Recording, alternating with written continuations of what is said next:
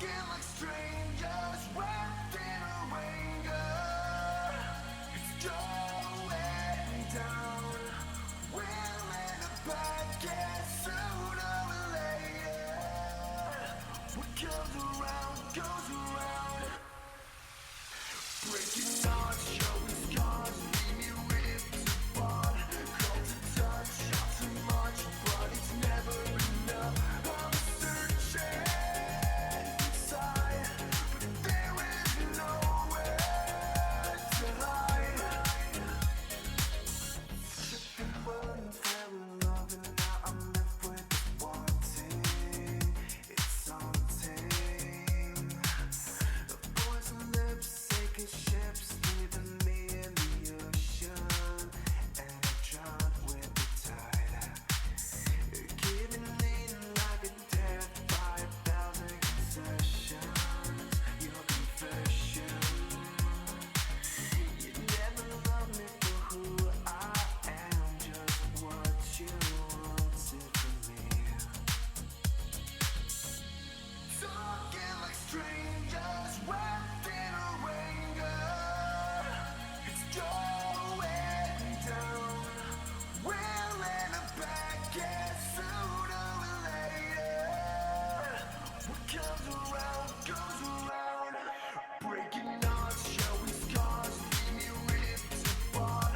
Cold to touch, not too much, but it's never enough. I'm searching inside, but there is nowhere to hide.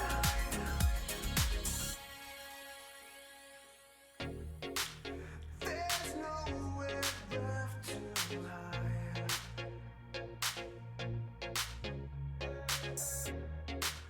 There's nowhere left to hide. From head to my toes, I can feel it in my bones. When I take it down, I know she'll never let me go. When I think I regret making, want me to forget. Every night I'm making love is meaningless sex. Now my heart is in the ball of your rain, your satisfaction. Wanna quit fucking, now you're looking for some action. Better run quick or just quit, chasing what you're after. Talking like strangers wrapped in our anger. It's going down. We'll end up back again sooner or later. What comes around goes around. Breaking hearts, showing scars, leave me ripped apart. Cold to touch, not too much, but it's never enough. I'm searching inside, but there is nowhere to hide. Breaking hearts, showing scars, leave me ripped apart. Cold to touch, not too much, but it's never enough. I'm searching inside,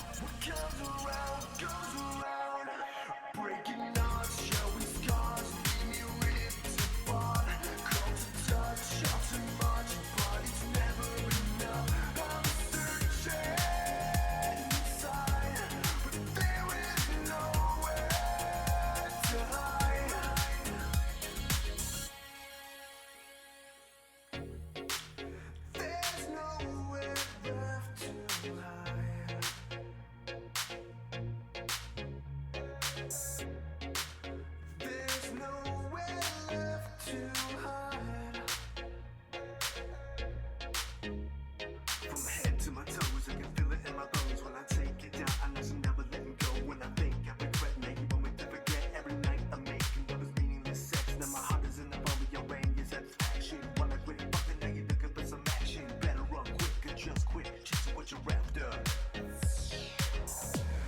Talking like strangers, wrapped in a ranger. It's going down. We'll never back, guess sooner or later. What comes around goes around. Breaking hearts, showing scars, leave me ripped apart. Cold to touch, not too much, but it's never enough. I'm searching inside, but there is nowhere to hide. Breaking hearts, showing scars, leave me ripped apart. Cold to touch, not too much, but it's never enough. I'm searching inside, but there is nowhere to hide.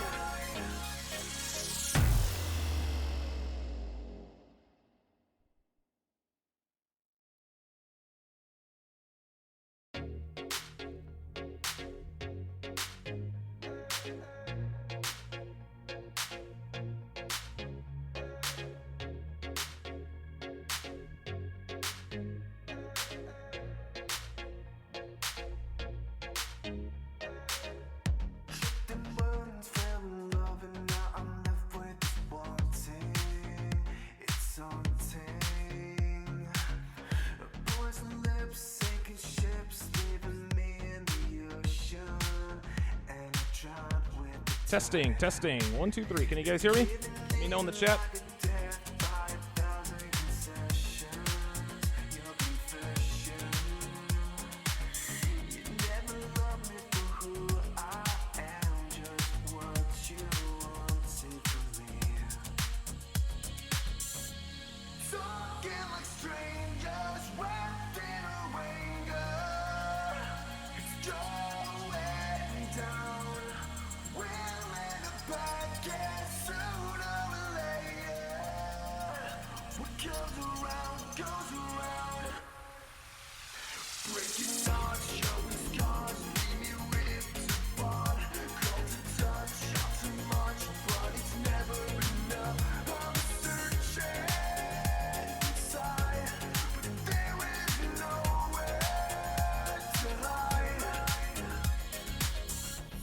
The burns fell in love and now I'm left with this wanting. It's haunting.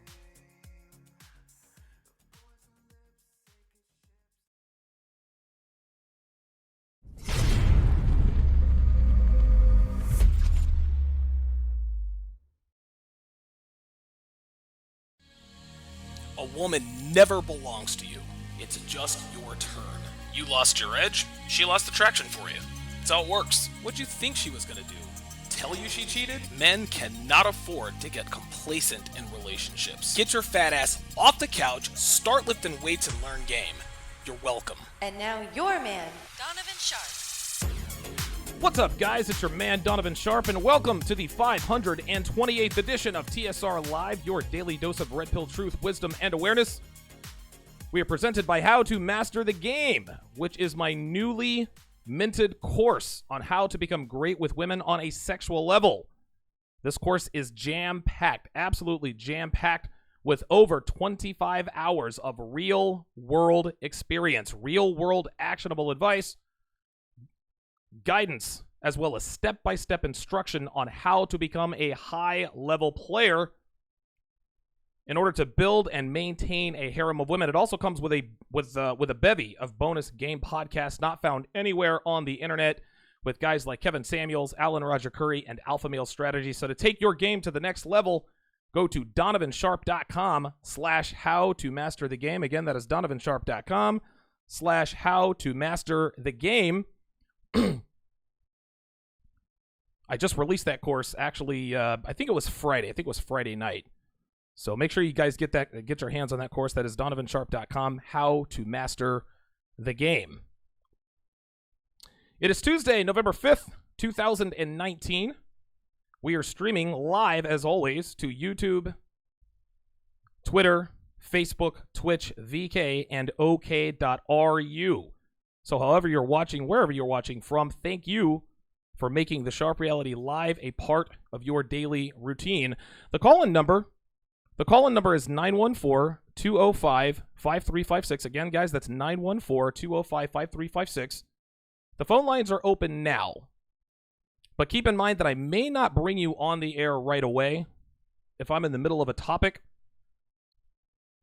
Just be patient. If I'm in the middle of a topic, you may be holding for just a few minutes. I'll get to you as quickly as I possibly can. I love talking to you guys. I love hearing from you guys. So give me a call, 914-205-5356 on any of the topics. Let's try to stay on topic, and I'll try to get you on as soon as I can. Later on in the show, I'm going to break down a video entitled The Real Secret About MGTOW, which was actually done by a woman who claims to understand MGTOW men, but finds a fundamental flaw in their mindset. It's always interesting when women think they understand what a man is thinking, when men think rationally and reasonably, and women who only seem to want to think rationally or reasonably after they've hit the wall. Contrary to popular belief, women can be rational. They can be reasonable, but they fail to do so. They don't exercise their pragmatism. They don't exercise being rational until they actually have to. Women's decisions are predicated solely on emotion and emotion alone. I'm also going to discuss an article on psychologytoday.com entitled The Paradox of Sexual Freedom, which talks about the fact that successful 20-something sluts with one career, 2 boyfriends, 3 abortions, and 4 antidepressants, why these girls aren't able to find or sustain meaningful relationships of consequence, and points out that sexual freedom may be the cause of the train wrecks otherwise known as American females. And finally, Devin found a thread on Red Pill Women where a girl's boyfriend has allegedly turned aggressive, toxic, and abusive after having stumbled upon my material. So we're going to take a look at that thread. You guys certainly do not want to miss that. But we're going to start with a topic I've discussed quite a bit on my show that I've recently gained a little bit of clarity on. And that, of course, are MGTOWs. Now, we all know that MGTOW, M-G-T-O-W, is an acronym for men going their own way, which is basically shorthand for men not buying into society's feminist views on marriage and relationships in the essence of brevity.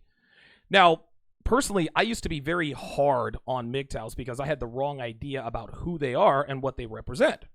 So in order to gain a little more understanding, I did a podcast with Coach Greg Adams, and it proved to be an eye-opening experience for myself. I now have a much better understanding about MGTOWs, which bodes well for the manosphere, because infighting, that's something that we should stay the fuck away from, guys. We should stay away from infighting at all costs. Leave all that cannibalism, leave all the cannibalism and the infighting, leave that stuff to women and feminists, right? Listen, guys, we're men. And as men, we need to stick together despite any fundamental differences we may or may not have with our belief systems. Now, that said, I would venture to say that the vast majority of our detractors, our manosphere detractors, are no longer women. Now, it used to be women. Women used to make up the majority of our strongest and loudest naysayers, but that's not the case anymore. It is very sad for me to admit that it would appear that most critics of the manosphere and of the red pill community are indeed other men. And to me, that's a damn shame. But something else that's even more disturbing is what I just mentioned, and that's the infighting. Too many men in the manosphere hate on other groups. Too many men in the manosphere hate on other content creators, and so on and so forth. We've got this guy talking shit about this guy. We've got that group roasting that group. It never ends.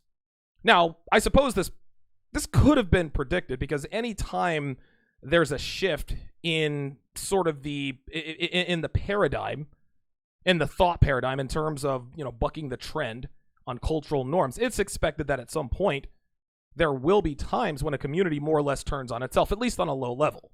That's just human nature. For better or worse, this is just how we as people operate. Now, I admittedly got wrapped up in some of the infighting myself. I'm not proud of it, but I'm a man, and I'm man enough to admit that I'm as guilty as anyone out there for engaging in this kind of nonsense. That little fake dust-up I had with Turd Flinging Monkey last summer, that was a bad look for me, guys. That was a bad look for the manosphere. TFM is a solid dude who knows his shit, and it was flat out wrong for me to roast the guy for a half an hour. That was immature and stupid. I own it. I'm going to wear it. I was wrong, and that's that. Now, my dust-up with O'Shea, on the other hand, that doesn't fall into that category because he and I fell out because he doesn't trust white people, which is fine. That's his right. I've got no problem with that. But when he started telling outright lies about me on his show, I felt compelled to do a response video to clear the record, and in that instance, I represented myself extremely well. I didn't roast him. I didn't make disparaging remarks about O'Shea. I simply stated the facts. I showed my receipts. I showed the proof, and ended my association with O'Shea for good. A lot of guys have suggested that I should squash the beef, and I did. I squashed the beef. I don't have a problem with him, but I will never, ever, ever work with him or men like him again. So you guys can perish that thought. There will absolutely be no reunion. But there are a group of males who call themselves MGTOWs who aren't really MGTOWs.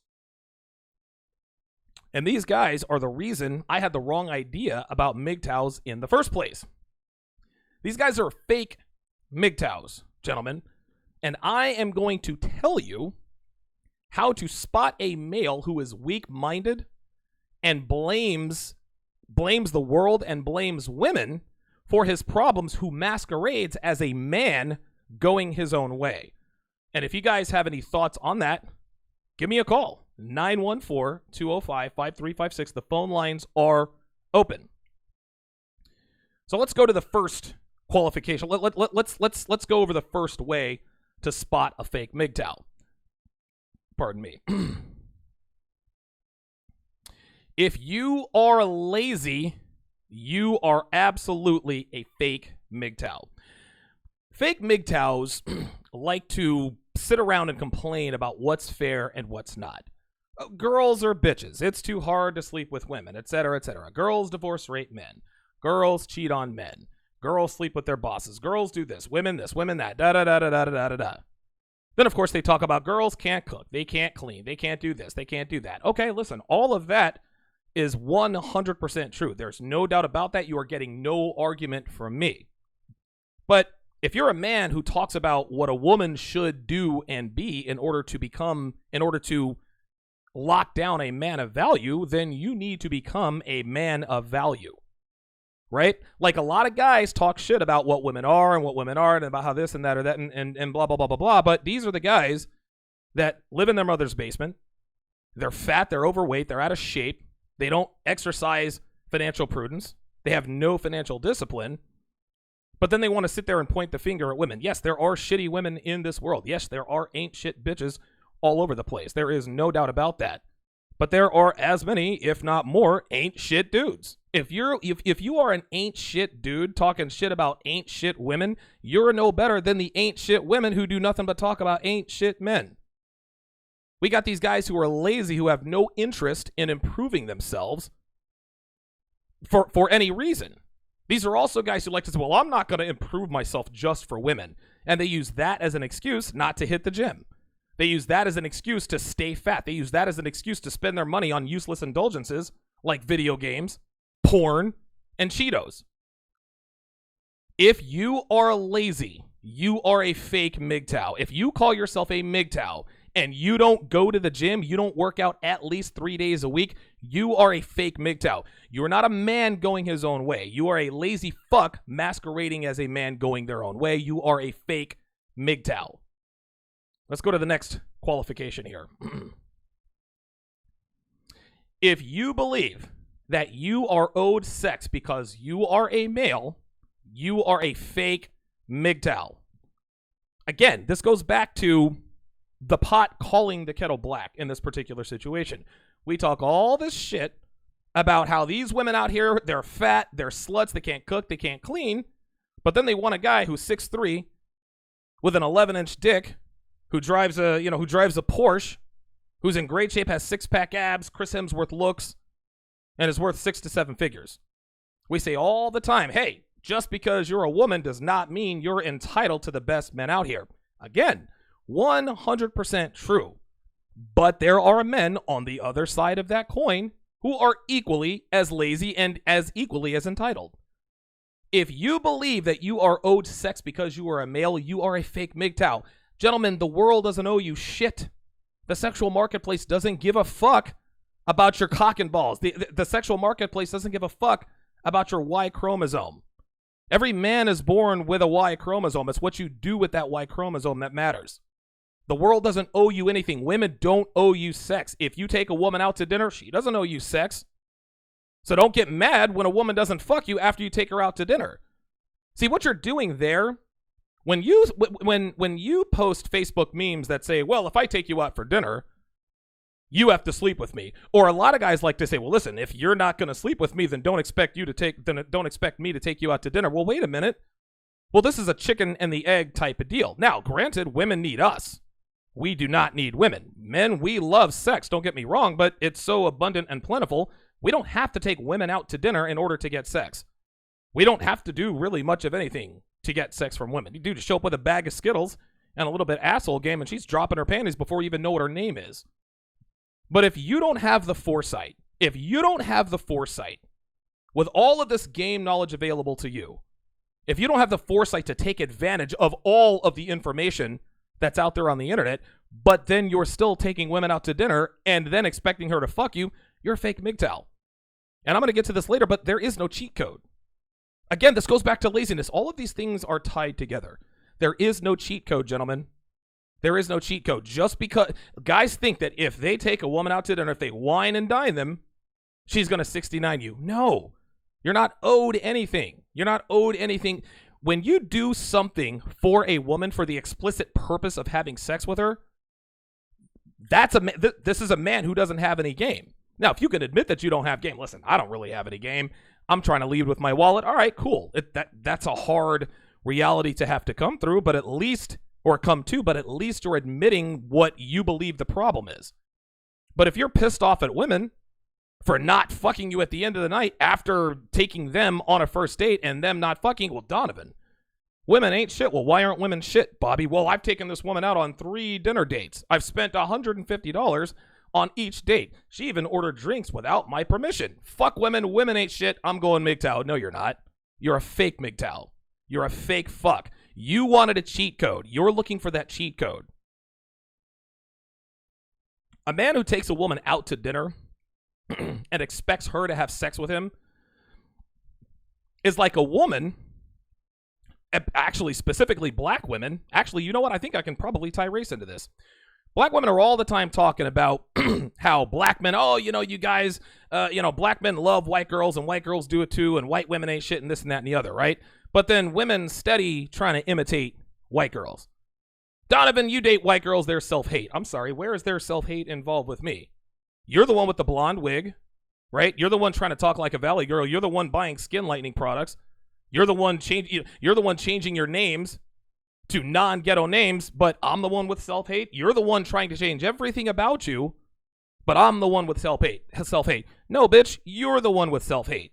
But here's the thing. The reason why black men are dating non-black women isn't because of black women. We don't date white girls because they're white. We date them because they're not black. And so instead of black women doing the hard and sustainable thing to regain the attention of black men that is becoming more feminine, they try the cheat codes. They try the blonde hair. They try the color contacts. They try to talk like a valley girl, skin lightening products. You're doing all of these superficial things, but you're not doing anything of substance. You're not changing yourself. You're not losing your weight. You're wearing Spanx. Black women want the cheat. Black women try to use the cheat code in order to get the attention of black men again, and it's obviously not working. Don't nobody want to fuck a hood rat with a son named Traquan and his twin brother Draquan or Jihad or some bullshit like that just because you have blonde hair. No, it doesn't work that way. Be feminine. It's not about black or white. It's about feminine versus masculine. Dudes ain't trying to fuck or date other dudes. That's just all there is to it. Well, on the other side, these men out here who wine and dine these women but then get mad that they don't get sex at the end of the night are just like black women who are trying to use the cheat code. There is no cheat code, guys. Ed Lattimore talked about it at his 21 convention speech. You can't cheat the game. There is no magic wand. There is no magic bullet. I'm going to get to that here in a little bit. So if you believe you are owed sex because you are a male, you are a fake MGTOW. Oh, here we go. Here's another qualification. If you check out of the sexual marketplace because you believe it's too hard, you are a fake MGTOW. The episode that more or less got me in trouble with the MGTOW community is the video that I did about the U.S. Army warning, I guess it was citizens, about screenings of the Joker. They said, beware, there could be some MGTOW blowback because the Joker talks about bullying and all this other kind of stuff. Now, that conversation steered into MGTOW. And I had people calling in, well, you know, it's this and it's that and the third and all that. And of course, like I said before, I had the wrong idea about this kind of stuff. But here was the problem. I had one guy call me up and say, Donovan, I've done everything you say to do. Or he actually, he characterized it. I have friends. I know people who do everything you say to do. They get into good shape. They have great jobs. They exercise financial prudence. They learn game, but they still don't get women. He was actually talking about himself, but he didn't want to say it was himself because he wanted to avoid my, quote, judgment. I said, well, wait a minute. If you're doing all of these things, but you're still not getting women, then your friend is not being honest. If you really do have a friend, caller, who says he exercises game, who says he stays fit, works out, he hits the gym, who has a great job, great career, great charisma, is good with women, learns game, is in the black financially, doesn't make stupid financial decisions, but he's not still getting women, then your friend is lying to you about what he's doing. That's the equivalent of a woman saying, oh, I need lap band surgery, I need gastric bypass. The doctor says, well, why? Well, I've tried a gym membership, and I've tried a treadmill, and I've tried all these diets, and none of them work. No, bitch, none of them work because you didn't. A diet and exercise program can only work if you actually do it consistently. Well, it's the same as these fake MGTOWs. They try these superficial things and they tell everybody, well, I'm going MGTOW because it's just too hard. I've tried working out. I've tried getting fit. I've tried saving up my money. I've tried learning game. None of that stuff works. And you know what this dude told me? He said, I've done all of these things. This is when he gave himself away. He says, I've done everything and it's still not working. I was like, dude, you need to work harder. He says, I can't do it. It's just too hard. I lost my mind with that fuck because I can't stand one thing I cannot stand more than anything. There are two things. Well, there are many things that really get my blood boiling, but two things that really make my blood boil are people who speak to you in public disrespectfully in such a way that they know there's not going to be any repercussion. So they talk to you as though if you were to accost them, they could actually beat you. In other words, they talk shit to people they know can't really fire back. I can't stand people who talk shit to people in public, knowing that they're not really going to get an ass whooping if I'm not going to spend any time in jail. The second thing is men who make excuses. Now, the difference, gentlemen, between an excuse and a reason is a reason you don't have any control over the situation. An excuse, you do. I give an example. Donovan, why are you late today? Well, I got T-boned at the intersection of Holcomb and Vassar. I'll just give you a Reno cross street. I got T-boned at the intersection of Holcomb and Vassar. They had to tow my car, blah, blah, blah, blah, blah. This is why I'm late. That's a reason. You didn't have any control over the dude T-boning you. Here's scenario number 2 in area code 973. I see in the queue. I'm going to get to you in just a second. Donovan, why are you late? Well, my alarm clock didn't go off. The sun didn't come up. Oh, my kid was sick. Right? So again, a reason is something you have no control over. An excuse is something you do have control over. I can't stand men who make excuses. I can't stand men who say, well, fuck these women. They don't want fat dudes, then fuck them. Nah, nigga, get your ass in the gym. You have control over some things in your sexual market, in your sexual market value. Okay, so you're short. You're bald. Okay, so you're not really in that, so you happen to be a race that isn't too high on the sexual totem pole. Dude, bust your ass in the gym. I talked about this at my 21 convention speech. You change your physique, you change your life. That's how this goes. If you change your physique, you change your life. If you're having problems in the sexual marketplace, you need to change the things that you have control over. You can change your mindset, you can change your body, you can change your approach. But if you say that you change all these things, you know what, fuck it, women are just too difficult, then listen, there's nothing I can do for you. I can't help you. I can't help you with that. Here's another one. If you make excuses before trying to pursue women, then you are a fake MGTOW. One thing that I learned about myself when I went on with Coach Greg Adams is the reason that I am a man who happens to be a little more risk tolerant is because I haven't been burned as some of the other guys out here. Yes, I was married, but I didn't get divorce raped. I'm not paying child support or alimony. I wasn't a victim of paternity fraud.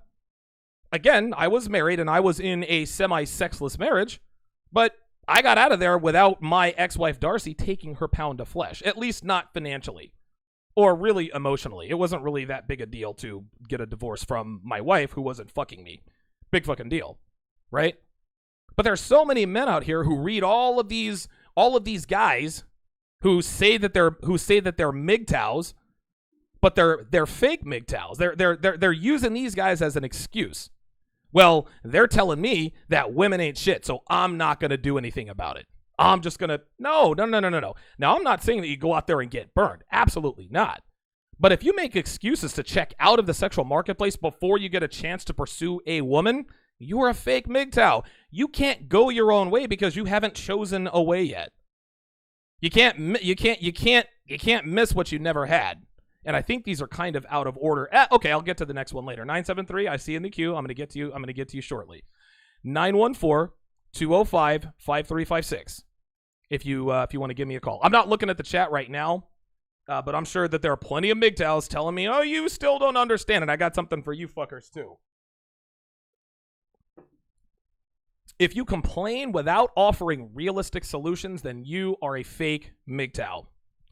We got all of these fucking fake MGTOWs talking about take away women's rights. Take away their voting rights, right? We need to go back to the Stone Age. Just listen, man. If we took away women's voting rights, would the world become a better place? Absolutely. But guys, that's not happening. The cow is out of the barn. You can't give women voting rights and then take them away because you're pissed off because you can't get laid. It doesn't work that way. That's never going to happen. That is not a realistic solution.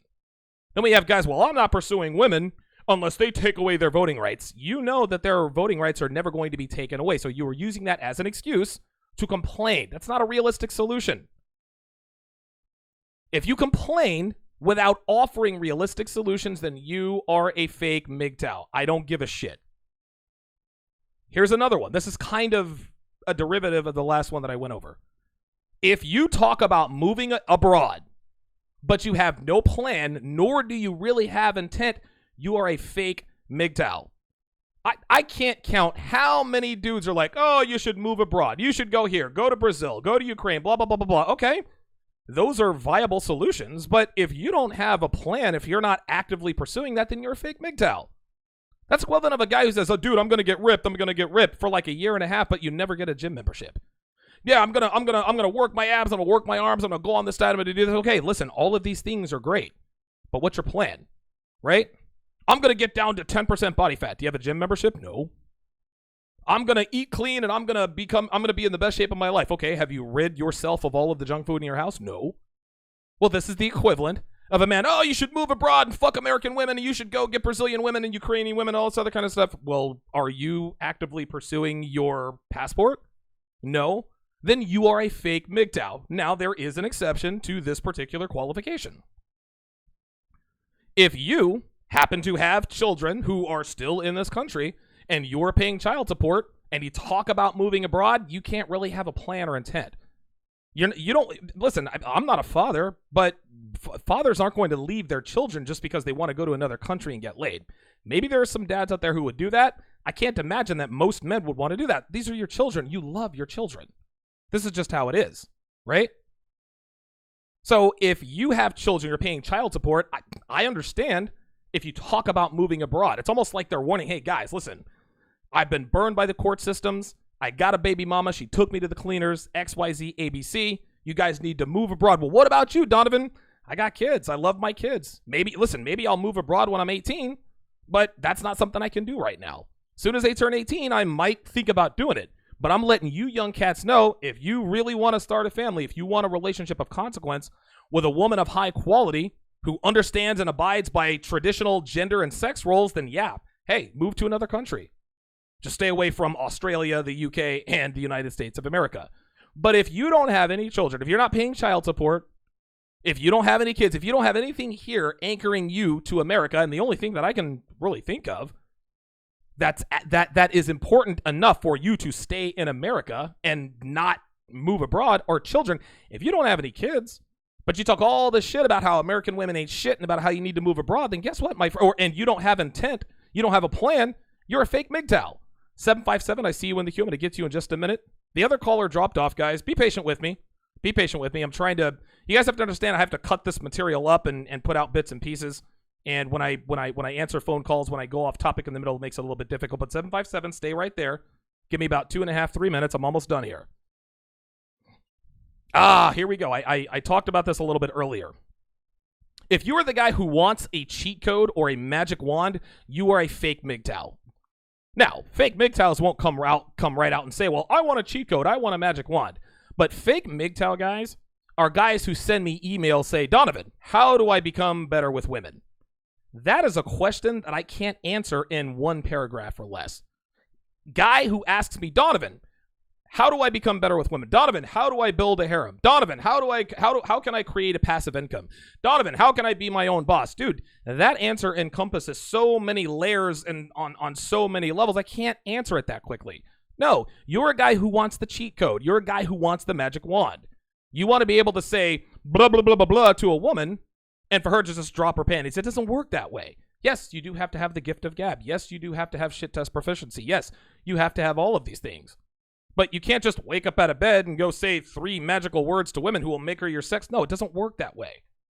Men who want the cheat code or a magic wand goes back to number 1. You guys are fucking lazy. That's just all there is to it. Listen, I have no sympathy for lazy men. If you are lazy, fuck you, man. Fuck you. There is no cheat code. You are the cheat code. Listen, you know what? I will give you a cheat code. It's the 3 pillars of masculinity. Strengthen your body, strengthen your mind, strengthen your finances. That's the cheat code. You want a cheat code? You want a bippity boppity boo? There it is. You change your body, you change your mind, you strengthen your finances. You build up those 3 things, and women will find their way to you. Real talk, I'm not being facetious. That's the truth. If you want a cheat code or a magic wand, then you are lazy. And if you are lazy, you are a fake fucking MGTOW. Here's another one. If you talk shit about men who are good with women, you are a fake MGTOW. Guys, we're on the same team. If you talk, guys talk shit about Devin all the time. Well, she's, she must have low self-esteem. She's got to be a whore. She's got to be. Listen, man. I can admit that a lot of my success with Dev comes because of luck. Luck equals success. Luck equals opportunity plus preparation. I wasn't looking for a long-term relationship when I met Devin, right? But I can't make her submit. She wanted to submit. She wanted to undergo the training. That's where I was fortunate. The rest is game, guys. The rest is being steadfast in your red pill knowledge and beliefs. But just because one man is having more success than you are, that doesn't mean you get to talk shit about him. If you talk shit about him and say, oh, MGTOW, Donovan's a pussy beggar. Donovan is a slave to the vagina. Fake MGTOWs talk all the time about how, well, we don't focus on women. Sure you do. What other way could you be going other than away from women? That's what you fake MGTOWs are talking about. Oh, no. You're a fake fucking MGTOW. Fake MGTOWs don't admit that they like women. Fake MGTOWs say, well, I don't do anything for women. We all do shit for women. And we know it. Trying to impress women by the way you dress, by the way you act, that doesn't make you a pussy beggar. It makes you a man.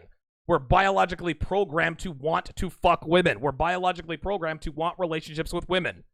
Denying that out loud doesn't make you weak. It makes you a man. Or actually admitting that out loud doesn't make you weak. It doesn't make you a pussy beggar. It makes you a man. But if you're going, well, I don't do anything, you're a fake MGTOW. Fuck out of here with that. Got a couple more here, then we're going to start taking phone calls. If you are juice isn't worth the squeeze guy, but you've never had the juice, and you've never tried to squeeze, then you are a fake MGTOW. I hear all the time, the juice isn't worth the squeeze. Okay, I would 100% wholeheartedly agree with that. But you still want the juice, don't you? You still want the juice? No, the juice, listen, there are times in my relationship where I think, Jesus fucking Christ. What the hell have I gotten myself into? My relationship isn't perfect. I have my good days and my bad days. Right? But if your juice isn't worth the squeeze, guy, but you've never been in a relationship with a woman, you can't say the juice isn't worth the squeeze because you've never had the juice. Number one. Number two, if you've never tried to squeeze it, you're a fake MGTOW. You can't tell me what something isn't worth if you've never had it or even tried it before. Well, I tried it, but she did this and that and the other. Okay, well, now you're it's just too hard, guy. That's what this is. If you are a fake MGTOW, hang on a second. If you are, and I forgot to put in another slide here. Because I I made it up. But one more qualification for fake MGTOW. One more qualification for a fake MGTOW. If you are, you still don't understand, guy, you are a fake MGTOW. Dude, I remember I was down in Orlando, and 757, stay with me, brother. I'm going to get to you in just a second. I remember I was doing my live stream down in Orlando talking about my appearance with Coach Greg Adam a couple days before, and I had 2 or 3 guys, oh, you still don't understand. You still don't get it. No. You want to know what I understand about MGTOW? You want to know what I figured out about MGTOW? You want to know why I'm cool with MGTOW guys?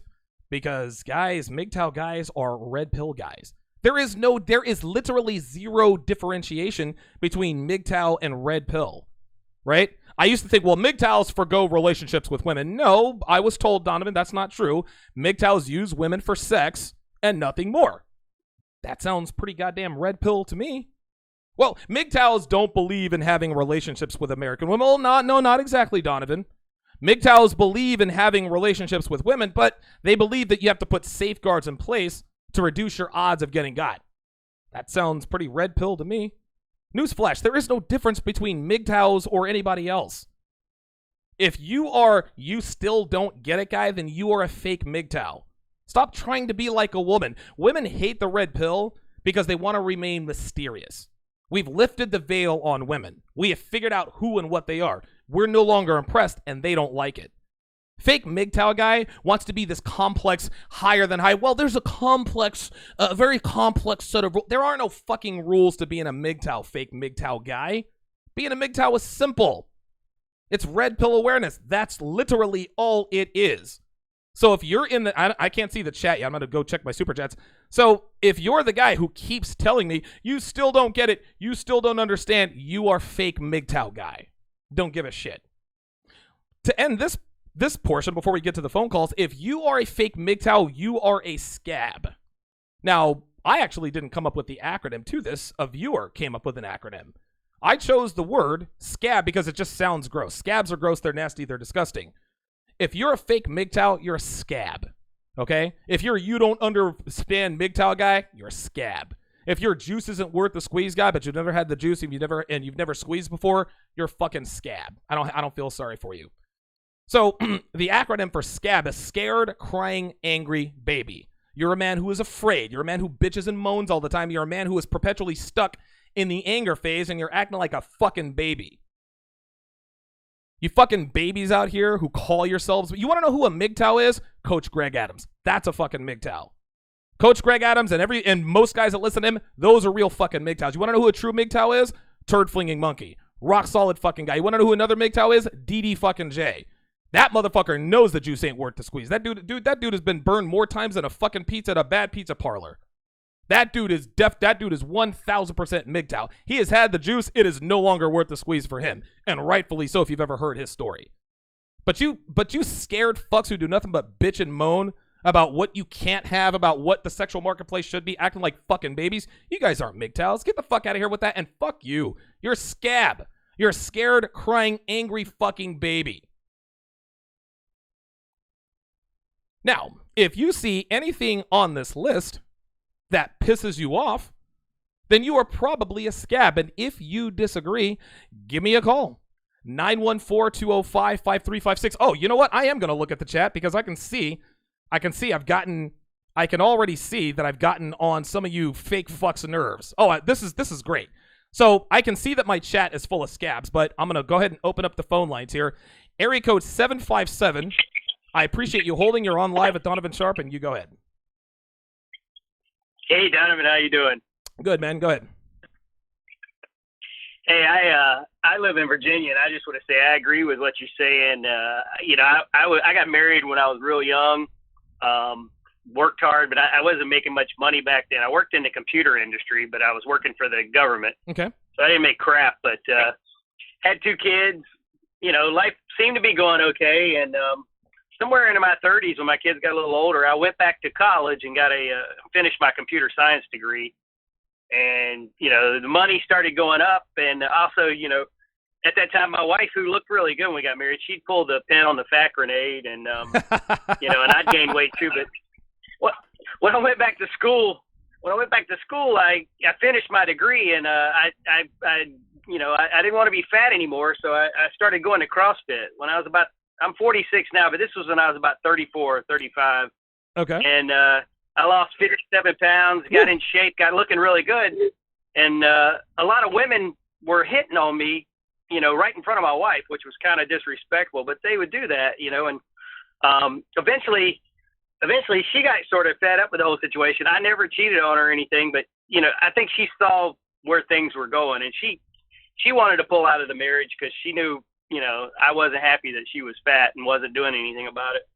Needless to say, I got divorced at 36, and I've been single since then. And I was red pill before I'd even heard of red pill. Once I started going back to the dating market at 36, I figured out that these women were all nuts and that they weren't complex at all. They wanted your money, they wanted your resources, and they didn't want to do anything to earn it. Absolutely. And so you probably realize, women, women, not to cut you off here, but women are as simple as a cardboard box. Women are not complex creatures at all. They're not. They're not. No. I sort of moved into that alpha male traits, masculine traits. I CrossFit. I went back and got a master's degree in cybersecurity. So even though I'm in Virginia, I actually work for Microsoft out here, and I make crazy money. I'm making around $250,000 a year for them. Oh, and you better. I have women throwing it at me every weekend. There you go. You go. What's that? It's because of your lifestyle. You exercise financial prudence, and you lost 57 pounds. Now, a lot of these scabs. Here's another qualification of a scab. Well, I have you on the line here, 757. Right? A scab loves to say, well, all it takes is money and looks. If you have money and looks, you'll get women. Now, they're only half right. Money and looks certainly get you opportunities with women. But game and understanding women and understanding the sexual marketplace, understanding where you fit in the sexual marketplace, understanding how to handle women, et cetera, those are the things that keep women around. Yes, money and looks matter in the onset, but money and looks do not equal game. So if you're the guy who says, well, fuck it, money and looks is all that matters, you are a scab, because it is so much more than that. I'll give you the last word, 757. Yeah, I mean, when I got divorced, I had no game. I'll tell you, I started learning everything on my own, and I tell you, a big part of it actually was I started listening to the Tom Likas broadcast over on the internet, and I started following a lot of his advice and developed a lot of game. And it's so funny, my sexual marketplace value now, I'd say if you ask women, I'm probably a 10 on their list. Yeah, I would say so. You lost 57 pounds, you make $250,000 a year. And you're doing well for yourself. Thank you for calling in, man. Yep. Keep preaching. Will do, man. Area code 757 coming in with that knowledge. Again, this is a guy who had to understand. He understood, hey, my wife threw herself on pulled the pin on a fat grenade. I've never heard that before. That's fucking funny as shit. Right? But he admitted, hey, you know what? I became a fat ass too. So you know what I did? I learned game, listened to Tom Likas. I'm making great money, and I fucking lost the weight. He could have been a scab, but he's not. He decided to change his life. Before I get to area code 312, I'm going to call out some super chats here. Ravenite with the $5 super chat says, no excuses. Amen. Abso-fucking-lutely. Let's get to my other super chats here. Freelance Runner with the super chat says, oh no, not the infamous juice isn't worth the squeeze quote. I said it before and I'll say it again. There are some days where I think to myself, there are some days even in my relationship where the juice isn't worth the squeeze. There are days like this. I'm not going to sit here and tell you the juice is always worth the squeeze. Most of the time, the juice is worth the squeeze. Some days it's not. I'm not going to sit here and pretend that it's always worth the squeeze. But if your juice is worth the squeeze, guy, but you've never had the juice and you've never tried to squeeze, and that, of course, is just, that encompasses all things red pill, you're a fucking scab. I'm not trying to hear it. Had one more super chat. Mr. Darkman with the $2 super chat said, had Gorilla Mind Rush for the first time, felt supercharged. Yeah, man. Yeah, dude, Gorilla Mind Rush is absolutely the truth. I thought I had another $5 super chat in here. If I skipped over yours, I do apologize. I usually try to get that stuff done. 914-205-5356 is the number to call if you want to get in on the show. Let's go to area code 312. You're on live with Donovan. Go ahead. Hey, Donovan, I'm a big fan. Been listening for a while. I really do agree with what you guys preach. Like the other caller before me, I started listening to, I think, Tom Liking as well. Yeah. And honestly, the reason why I agree with it, I'm not good looking at all. Okay. All right, I'm gonna keep it real. I am not good looking at all. But I work as a truck driver. Most of my money just piles up, and I've been investing up quite a bit. And anytime I'm home, I like to take my family out to enjoy the luxuries we didn't have whenever I was growing up. So a while back, I took my dad and my uncle out to the bars.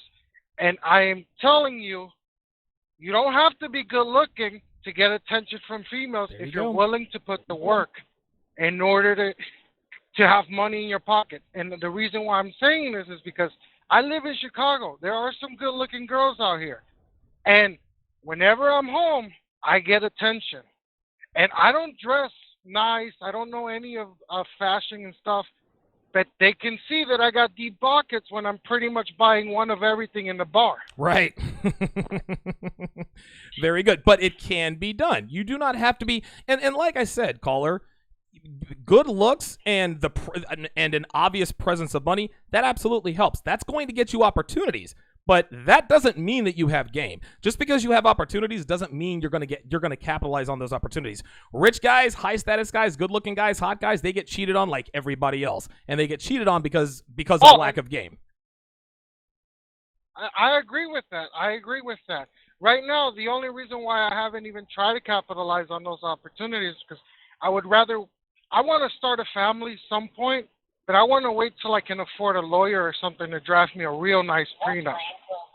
You know, I'm not going to be working for the rest of my life. Good. Just so that some girl can take half of my shit, you know? Right. No, that's absolutely right. I don't mind if the kids get it. Go ahead. You said you don't mind if the kids get it, but then... Well, in Chicago, there's a stereotype of, you know, the girl takes everything and she spends it on makeup and all this other stuff when the kids should be the ones getting it. You get what I'm saying? No, I understand completely what you're saying. And thanks for the call, area code 312. I do appreciate that. Yeah, guys, you do not have to be good looking. You do not have to be good looking to get attention from women. That's how this is. All right. Let's see what we got here. All right, checking the chat. All right. Well, it looks like all of the scabs. Oh, wait a minute. We got two calls jumping in right away. Okay. Let's go back to the phone lines here. Lines here. Area code 905. You're on live with Donovan. Go ahead. All right. Yep, 905. Turn down your radio, bud. All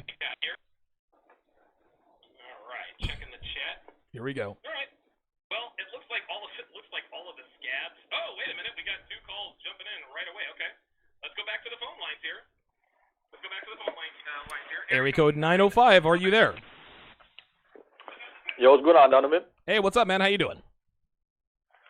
I just jumped on the live stream here. I just want to let you know I really enjoy these live streams. I think you definitely know what you're talking about. Where are you calling from? I'm calling from Toronto, man. Okay, good stuff. You got a question or comment? Yeah, so I just wanted to call. You were talking about game, and I had a question for you. Sure. I don't know what led to this point in the live stream, but just kind of jumping on and listening you talk about game and this most recent caller. I work in sales, so I definitely know the correlation between having that internal and external confidence and how that manifests itself. So I was thinking that what is the main thing for you in regards to that confidence in maintaining a woman that's actually going to be a positive in your life and not want to take half your shit and make that call where 85% of the women who are divorcing people in the States Like, it's women. It's the other Mhm. 15% is men, but Right. generally it's women making that call, right? Yeah, my advice, or the way I do that, is don't get legally married. Don't get married. I mean, that's just how this goes. Now, I've had Anthony Johnson on the show a couple of times to talk about the concept of what he calls private marriage. Now, the only way to really safeguard yourself from getting taken to the cleaners in a divorce is just to not have kids with a woman. Because you could be legally married to a woman, you guys never have kids, but if you get a divorce, she still may be entitled to some sort of alimony, some sort of payment of some sort. But and again, this is the time we live in. A lot of guys say, well, I want kids and I want a family. You got to understand that in 2019 in the United States of America, at least, that's not a good idea for men. I will never tell men, never ever think about starting a family or having kids. No, this is a decision that I've made for myself because I am not going to take that risk. But if you really do want a kid, and if you do really want children, you're going to have to inherit some risk. Nothing is risk-free. Granted, women come with a lot of risk. Women come with too much risk, really, to make it worth it. Ergo the phrase, the juice isn't worth the squeeze. But there are things that you can do to mitigate your risk. There are things that you can do to reduce your risk. If men out here are looking for a risk-free proposition with a woman, you're not going to find it. Listen, I'm not married to Devin, and we don't have any kids. That doesn't mean that there's not any risk. There's a little bit of risk for me, albeit very low. There is still risk. Devin could still take her pound of flesh in some way, shape, or form. Fortunately for me, I put things in place, meaning not marrying her and not having kids with her, that drastically reduces what she can take. The only sort of damage that my girlfriend Devin could take from me is really emotionally. And dude, I've been emotionally burned so many times. At that point, I'll get over it. If Devin leaves, okay, I'll be bummed for, a day or two, but life goes on. The show still goes on. If Devin were to come in here right now and say, Donovan, that's it. Nothing really happens except for maybe a little bit of emotional pain, but I keep all my money. I keep all my faculties. I keep all my freedom. I don't really lose anything but a post-wall woman who decided she didn't want to be with me anymore. That's just how it is. I'll give you the last word. Yeah, that makes a lot of sense, man. And definitely the same sort of thing here in Canada. It's not a whole lot different. Maybe even worse, for all I know. It seems pretty fucking bad here, too. And you use that in perfect utility. That's a lot of really applicable knowledge, but here's my problem. When we talk about that, and you're talking about having these kids, and a lot of these kids are had out of wedlock, and they're also in a situation being raised without fathers, right? So, for an example, my situation, I was told a lot of things about my father growing up and why my parents split, right? And as I got older, I kind of got to realize the situation that went down and how lopsided it was. And it kind of changed my frame of mind in regards to that. But that doesn't change the fact that we have a lot of fatherless homes now. And right. That's having a pretty large impact on these young men growing up and being able to have these leadership and masculine qualities that you're supposed to have from the encouragement of a male role model, right? Absolutely. So that's my only problem with it. We need to find some sort of a middle ground to allow the children of the next generation to be growing up and actually being in a good situation, but also not having these women rape these guys in court and take half their shit when it's completely undeserved. Totally agree. I actually have a really good suggestion here by Lore Master Lizard in the chat. Listen to this, and I don't think he's being facetious. I think this is a real possibility. He said, buy an egg donor and a different surrogate mother to gestate the child and a wet nurse. Then by contract, she is also out of the picture. Costly, but the best way if you want a kid in your life on your terms. Dude, a woman will take a pregnancy to term for a price. All right, so I have to give birth to a kid that's not biologically mine. Fine. So I think what he's saying, I think Lore Master is saying, get two women, okay? And I'm not a pro at this. I'm not a lawyer. I don't really know how this would work. And thanks for the call, area code 905. But get two women, and 781 and 909. You guys are next. You get two women. You get one woman to produce the egg. You get an egg from one woman. You put it in another woman, right? So you get one egg to produce the egg. You put it in another one. I guess that's in vitro fertilization. I don't know. I'm not up on that kind of stuff. But then with all the contracts, neither one of them are legally. You get the contracts. You get your paperwork right. You get your lawyer game right. And neither one of those women are entitled to that kid. But Donovan, now I have to raise a child without a mother. Such is the price for having children in the United States if you want to mitigate your risk. Excellent suggestion there by Lore Master Lizards. Mods, hold your fire. You guys are in there mowing these motherfuckers down like it's going out of style. Mods, I want the mods. I want the mods to chill out just for a little while. I want you to hold your fire so I can see who all these scabs are. I want to see who all these scabs are. I want to see who my you still don't get it guys are. I want to see these guys argue with me in the chat who I know will probably not call in. 914-205-5356. First up on the line is area code 781, followed by 909, followed by 954. Big thanks goes out to Chris Kaysen. Says he has started testosterone replacement therapy using pellets. I had a consultation client of mine who actually does the pellets as well, and he has nothing but good things to say about that. I don't have any experience with the pellets. I just have the injections, but good for you, man. Your life is about to change. Let's go to area code 781. You're on Live with Donovan. Go ahead. Hey, what's up, Donovan? How are you? Doing good, man. Good. I'm a big fan of the show, but I just wanted to give my thoughts about the whole MGTOW thing, and I don't really have a solution, but here's just my thoughts.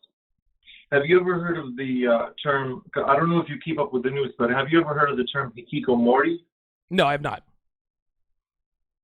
Well, pretty much, there's this epidemic that's going on in Japan where you have, it's a majority male, but it's both male and female, where in Japan you have a lot of people who, they just stay in their room. A lot of people live with their parents, and they just they never leave their room, and they don't work, they don't have jobs, and they rarely ever leave their house. So people who are MGTOW here, like in the U.S., who, as you say, like they're lazy, they don't go to the gym, they're unwilling. Whoa, wait to a minute, work. hold on. 781, I want to stop you right there. I don't want you said people who are MGTOW, people who are lazy and don't go to the gym. No, people who are lazy and don't go to the gym are not MGTOWs. People who are lazy, don't go to the gym, stay at home and bitch and moan, those aren't MGTOWs. Those are, as far as Donovan Sharpe is concerned, those are scabs. This is why I had sort of a schism with the MGTOW community, because that's who I thought MGTOWs were. That's not who MGTOWs are. I got a guy in the chat right now who says a lot of your audience is MGTOW. Not sure how wise it is to unload on us this way. Not my problem, of course. There are many videos to watch. Then get the fuck out of here. This guy, Vention MGTOW, that's not a MGTOW. That's a scab. And again, he just gave himself away as a scab. Well, a lot of your audience is MGTOW. You should unload. I'm not unloading on MGTOWs.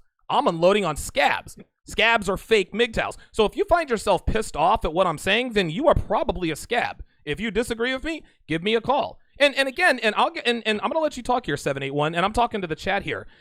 I'm man enough to admit when I get something wrong. I was wrong about MGTOWs. If there's something else that I don't understand about it, please give me a call and educate me. I'm open to having my mind change, but it's not going to be easy. I don't want people in the chat telling me, well, that's not what MGTOW is. That's not going to convince me. Listen, I know what MGTOWs are. MGTOWs, and for those of you joining me, MGTOWs are guys like Coach Greg Adams, Turd Flinging Monkey, DDJ. Those guys are the true MGTOWs. If you do nothing but sit around and bitch and moan, you're not a MGTOW, you're a fucking scab. And if you come in here talking about, well, a lot of your audience is MGTOW, you shouldn't talk shit about them. I do know that a lot of my audience is a MGTOW. And if you think I'm talking shit about MGTOW, then you're a scab. Vention MGTOW. Vention MGTOW is now Vention Scab. So from now on, he's a scab who's rich. Awesome. He's a scab who's rich, who somehow has time to join a live stream listening to this radio idiot Donovan Sharpe at 1:27 on a Tuesday afternoon. But you're rich. Gotcha. Go ahead, 781. Well, pretty much the thing I'm trying to figure out is how are we able to help, or should we help people who are unwilling to work? Because like in Japan, there are a lot of people, I think so right now they estimate it at around, 1 million people who just stay in the room and never leave their house. You can't help those men, caller. So here in the U.S. No, listen, you can't help those men. You can't help those men, dude. You can't help those men. You cannot help men who do not want to be helped. That's just all there is to it. And I know and a lot of guys are in this position. Donovan, there's a buddy of mine. He's about to marry the wrong woman. Donovan, there's a buddy of mine who's given up on life. How do I help him? He's lazy. He doesn't want to do this. He doesn't want to do that. Dude, listen, you can't help these people. I know we want to help our fellow man, but if the fellow man doesn't want to be helped, then there's nothing we can do about that. I know we want to save the world, but it just can't be done. It just can't be. At some point, you're just going to have to understand that there are some men who just ain't got it. That's just all there is to it. Now, again, to some degree, it might not be through any fault of their own, right? They might have been raised by a single mother, but again, You are a man. You have a Y chromosome. And if you want to sit at home and bitch and complain and whine and this and that and the other, then I can't help you. I can't help you if you can't. You gotta want to help yourself. You have to want to get the information. I appreciate the call. I got other callers to get to. Area code 909. You're on live with Donovan. Go ahead. What's up, brother Donovan? What's up, man? How you doing? Can you hear me? I can hear you. This is your guy up here in Pittsburgh, man. I couldn't wait till Tuesday. Oh, good stuff. Appreciate it. Yes, sir. I just want to, you getting them scabs out of that chat. They hating in the chat, boy. Oh, of course they are, man. Yeah, I'm just calling to win a little bit, and I got to tell these guys, man, y'all kind of like some babies out here. I don't understand it, man. Long story short, I watched my grandma bury 3 men. Okay. Shout out to Mr. Tom Likas. Yep. And the whole MGTOW movement, all y'all guys putting in work. What these fellas don't realize is the best thing a woman is good for is getting you another woman. They don't understand. You don't get chicks without having a chick. Okay? Right. So, but we're under attack out here. It's called misandry. Misandry, yes. Oh, yeah, I know it. Misandry is the opposite of misogyny. Misogyny is the hatred of women. Misandry is the hatred of men. Right. They need to understand this. You gotta use women against women. I hate to say it, but it's the only thing that really works, okay? Jealousy is the only thing that they really operate on. Like like CGA said, I'm past line, okay? They're natural born manipulators. Right. Fuck line. They don't even really lie to them. When they just manipulate their way in and out of every situation. If the men would understand that, they would get a little further in life. Okay. Totally now, agree. I got 2 sisters. Yeah, listen, I got 2 sisters. Both got 2 baby dads. I'm up in here in the land. You don't even need nothing but McDonald's money up here to get them going. And they'll bring their girls. Straight up. If you got a call, it's going down that night. Okay. 909, call right back. 909, call right back. I guess he got dropped. I'm being told that Vention MGTOW is not a scab. Looks like he's co-signed on by a lot of people. Okay, I guess Vention MGTOW isn't a scab, but Vention MGTOW, my friend, you are wrong when you say that I am going in on MGTOWs. I want to make this clear for the 74,000th time. I am not talking about MGTOWs. I am talking about scabs. I respect MGTOWs. I respect men who go their own way. That's just all there is to it. But for Vention MGTOW to say, oh, you got a lot of MGTOW audience and going on them is not exactly wise, you are absolutely right. Going in on MGTOWs isn't wise. But guess what? That's not who I'm going in on, my friend. I'm going in on men who are faking the funk. I'm going in on fake MGTOWs. I'm going in on scared, crying, angry babies. I'm not going in on scabs. Or I'm sorry, I'm not going in on MGTOWs. I'm going in on scabs. Let me make that clear. And to be quite honest with you, I don't give a shit who I offend and who I don't. If you're a MGTOW, if you're a true MGTOW and I offend you, that's not my intention, but I don't give a shit. I speak what I speak, and that's just all there is to it. I don't do this show to be liked, right? I'm not going to get wrapped up in what is or what isn't. No, MGTOWs and Red Pill guys, we are literally the same people. MGTOWs just have a fancy name for it. Fine, I get it. I respect MGTOWs. I don't expect scabs. So if there are guys in the chat who said, well, you're going in on MGTOWs, then you might be a scab. Because if anything I've said today kind of ruffles your feathers, you might want to take a look in the mirror and ask yourself if you really are a MGTOW. Let's go to area code 954. 954, you're on with Donovan. Go ahead. Hi, can you hear me? Yes. Okay, so I wanted to first explain that I'm 29 years old, and I understand that you were talking about the 3 pillars of success for men to get women. No. Whoa. That is not what I called it. I called it the 3 pillars of masculinity. One thing I want to do before you get started is when we find the red pill, it's normally because we all come to the red pill because we want to get laid. We want good relationships with women. But if you're red pill aware long enough, you begin to understand that making women your focal point is not really the way to get women. So if you concentrate on yourself, the 3 pillars of masculinity, body, mind, and finances, women are a natural byproduct of living that life. No, you shouldn't make your body strong. No, you shouldn't make your mind strong. No, you shouldn't try to get your money right specifically for women. But let's all be honest, part of the reason we do that is for women. Shouldn't be the sole reason. Go ahead. Okay, so yeah, I completely agree with that. But I feel like there is one piece of the puzzle that's actually missing. And the thing is that like I'm 29 years old, and I felt like I've missed the bus a few times, and I'm still a virgin. And the thing is that like I feel like I don't really know what to do with women sometimes. Mm-hmm. So it's just like I'm inexperienced.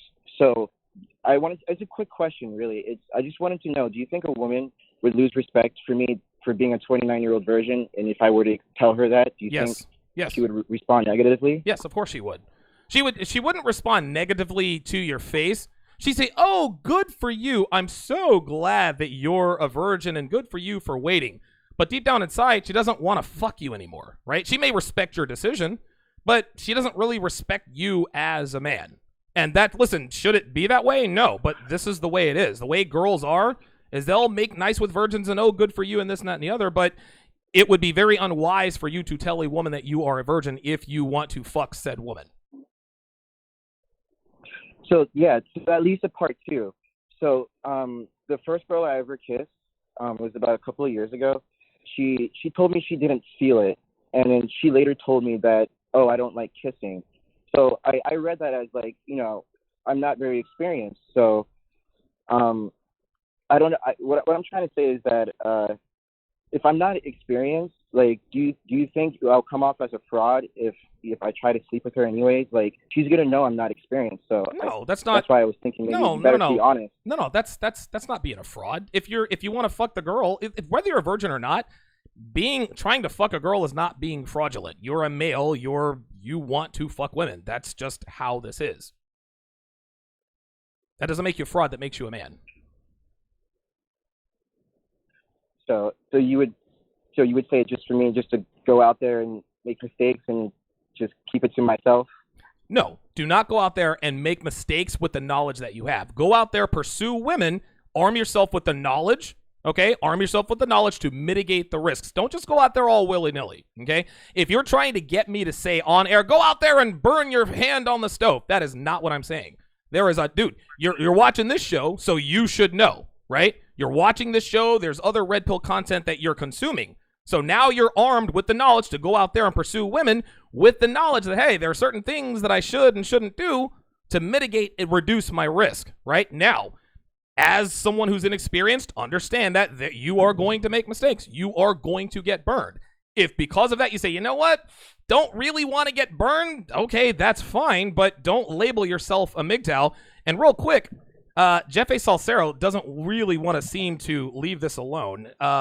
Jeff A., I know you're a longtime listener of mine. He said something about I need to expand. He said something to the effect, I need to expand my definition of MGTOW.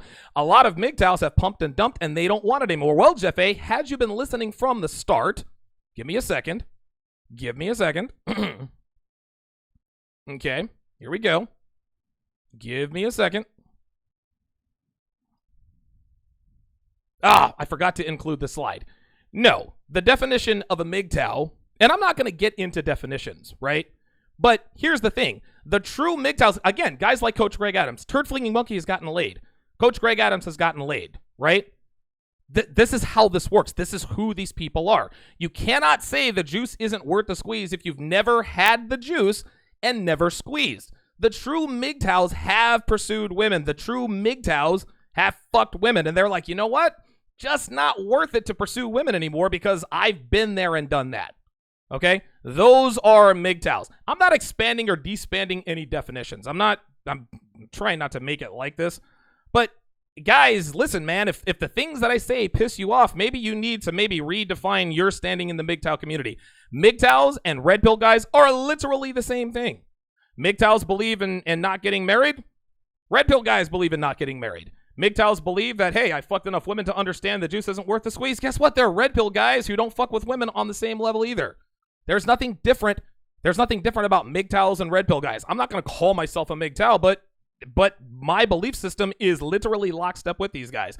And if you guys want to bitch and moan about definitions, fine. I'll let you guys do that. I don't give a shit. I'll let you guys argue about that amongst yourself. What I am saying is that there are a lot of fake MGTOWs out there who give you guys MGTOWs a bad name. There are a lot of true MGTOWs watching this show right now. And you guys are talking all kinds of shit about, well, Donovan, this and that. And listen, don't come at me. You need to go at the guys who call themselves MGTOWs who are giving you guys a bad name. You can come after me all you want to, but I'm not the one giving you guys a bad name. These fucking scabs are. You guys are out here defending these scabs. Don't defend the scabs. Defend yourselves. Let's go back to the phone line. Area code 758. You're on live with Donovan. Go ahead. Hey, Donovan. First thing, can you hear me? I can hear you. Yeah, okay. For the first caller, he kind of seems that he doesn't have self-confidence, and I would tell him that being a virgin at 29, obviously you're gonna make mistakes. I would tell him don't really worry about it. Right. Just go out there, pursue women, and bad sex is still sex, in my opinion. Yeah, I get it. And second thing. I think. Oh, I cut you off too early. Please call back. I've got a lot of callers, guys. Try to keep it quick. Area code 323-240-323-347-682-910 in that order. Try to keep it brief, guys. Try to keep it brief. It's my assertion that guy wanted me to say, hey, go out there and get burned on purpose. There's nothing No, that's not what I'm saying. That's not what I'm saying. I'm not saying ride a motorcycle without a helmet, okay? I'm not going to say, well, it's inevitable that you're going to crash on a motorcycle, so you may as well. No. You take the precautions on a motorcycle to keep yourself as safe as possible. If you don't want to knock a woman up, use a condom. That's how this works. If you want to mitigate and or eliminate your risk, okay, use red pill awareness. That's what I'm saying. Area code 323, you're on live with Donovan. Go ahead. Area code 323. Did you say area code 5? No, I said 323. I'm sorry. Yeah, 323. Okay, that's me. Hey, Donovan, how's it going? What's up, man? How you doing? All right, I'm doing well. Hey, so listen, since this video is about MGTOW, I want to talk about myself. Okay, so I'm this is a term that I've coined on my own, and I consider myself MGTOW Finn. So that's MGTOW FN, and I consider myself MGTOW for now. And the reason why I consider myself that is because I just discovered you and Rollo and Stefan and some other guys in the Red Pill community within the last year. And you know how Rich Cooper talks about doing the work? Yes. Okay, so that's where I'm at right now in my red pill journey. And so what I'm doing right now is I'm staying away from women and everything so that I can do the work.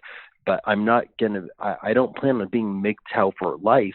And I haven't really heard of anybody. Well, wait a minute. Why don't you hold on, wait a minute. Why don't you want to be a MGTOW for life? Because again, the MGTOW mindset, that is a sustainable lifestyle. Why do you feel like you're a MGTOW for now? Why do you want to separate yourself from MGTOWs? Okay, so the last time that I called into your show, and it was I think it's the Joker Incel episode. Yeah. I talked to you. I told you my name was Winston. Mm-hmm. I think that in that show, if I'm not mistaken, and I could be, but anyway, the point is that I think that you said that when a guy goes MGTOW, correct me if I'm wrong, but I think that you said that you encourage guys to go monk mode when they first become red pilled. That's just correct. So they can get their heads screwed on straight. That's right. Yeah. Okay. So that's where I'm at. Okay. Well, then hold on, real quick. Then, if that's what it is, then that's what you have to call it. Okay. And again, see, you and I, we got educated together.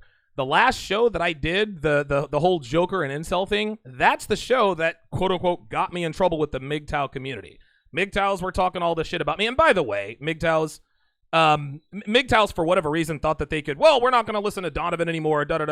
Listen, dude, listen, man, I'm not going to sugarcoat my message to placate to any one audience. I don't give a fuck what your acronym is. I don't give a shit. I don't care. I tell you what the fuck is on my mind and what I've learned. I'm not going to sit there, I don't want to piss the MGTOWs off. If I piss you off, go fuck yourself. I do not care. But you and I have been educated because I was misinformed about what a MGTOW was. So that Joker episode, that was me being misinformed.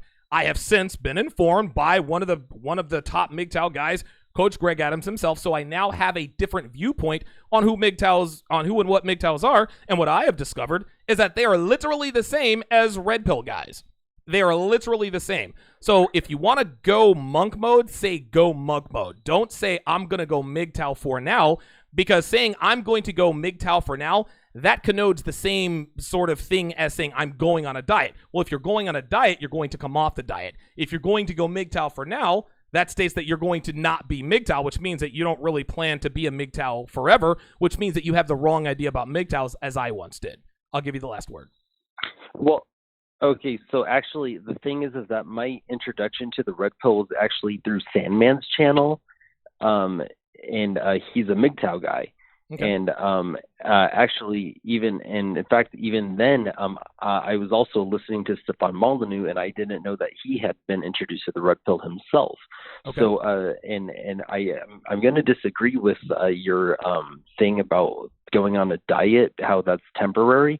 Because like if you look at like Jordan Peterson and his daughter Michaela, like they're on the carnivore diet. Yeah, they're on the carnivore diet. That's right. But that's hold on, real quick. Yeah. Hold on. Just okay. Well, then that's not going on a diet, caller. That is called changing your lifestyle. That is called changing your diet, right? Going on a diet means you're going to come off of the diet. I'm going on a trip. This means you're going to come back from a trip. Going on a diet connotes. Now, you might say I'm going on a diet. But again, what that means is that you're going to come off of it. So rather than saying I am going on a diet, say, listen, I'm going to change my diet, which is a state of permanency. If you say I'm going to go MGTOW, or in your case, go MGTOW for now, that states to me that, okay, I plan to come off. So, I mean, listen, we can split hairs on verbiage and linguistics and all that stuff, but you and I are arguing semantics. You can disagree on whatever it is you want to disagree on, but you and I appear to be lockstep in a lot of different ways. Again, I'll give you the last word. And I don't really know who Sandman is. I haven't really heard. I've heard of his name here and there, but I've never really watched the channel, so I don't want to comment on that guy. I don't really know who he is. You never heard of who? I've heard of Sandman, but I've never listened to his channel. I've heard different things about him. Gotta let you go. Gotta run. Got other callers to get to. Area code 240. You're on live with Donovan. Thanks for holding, and you go ahead. Area code 240. Yeah. Hey, Donovan. This is Bambino. Bambino, what's up, brother? How you doing, man?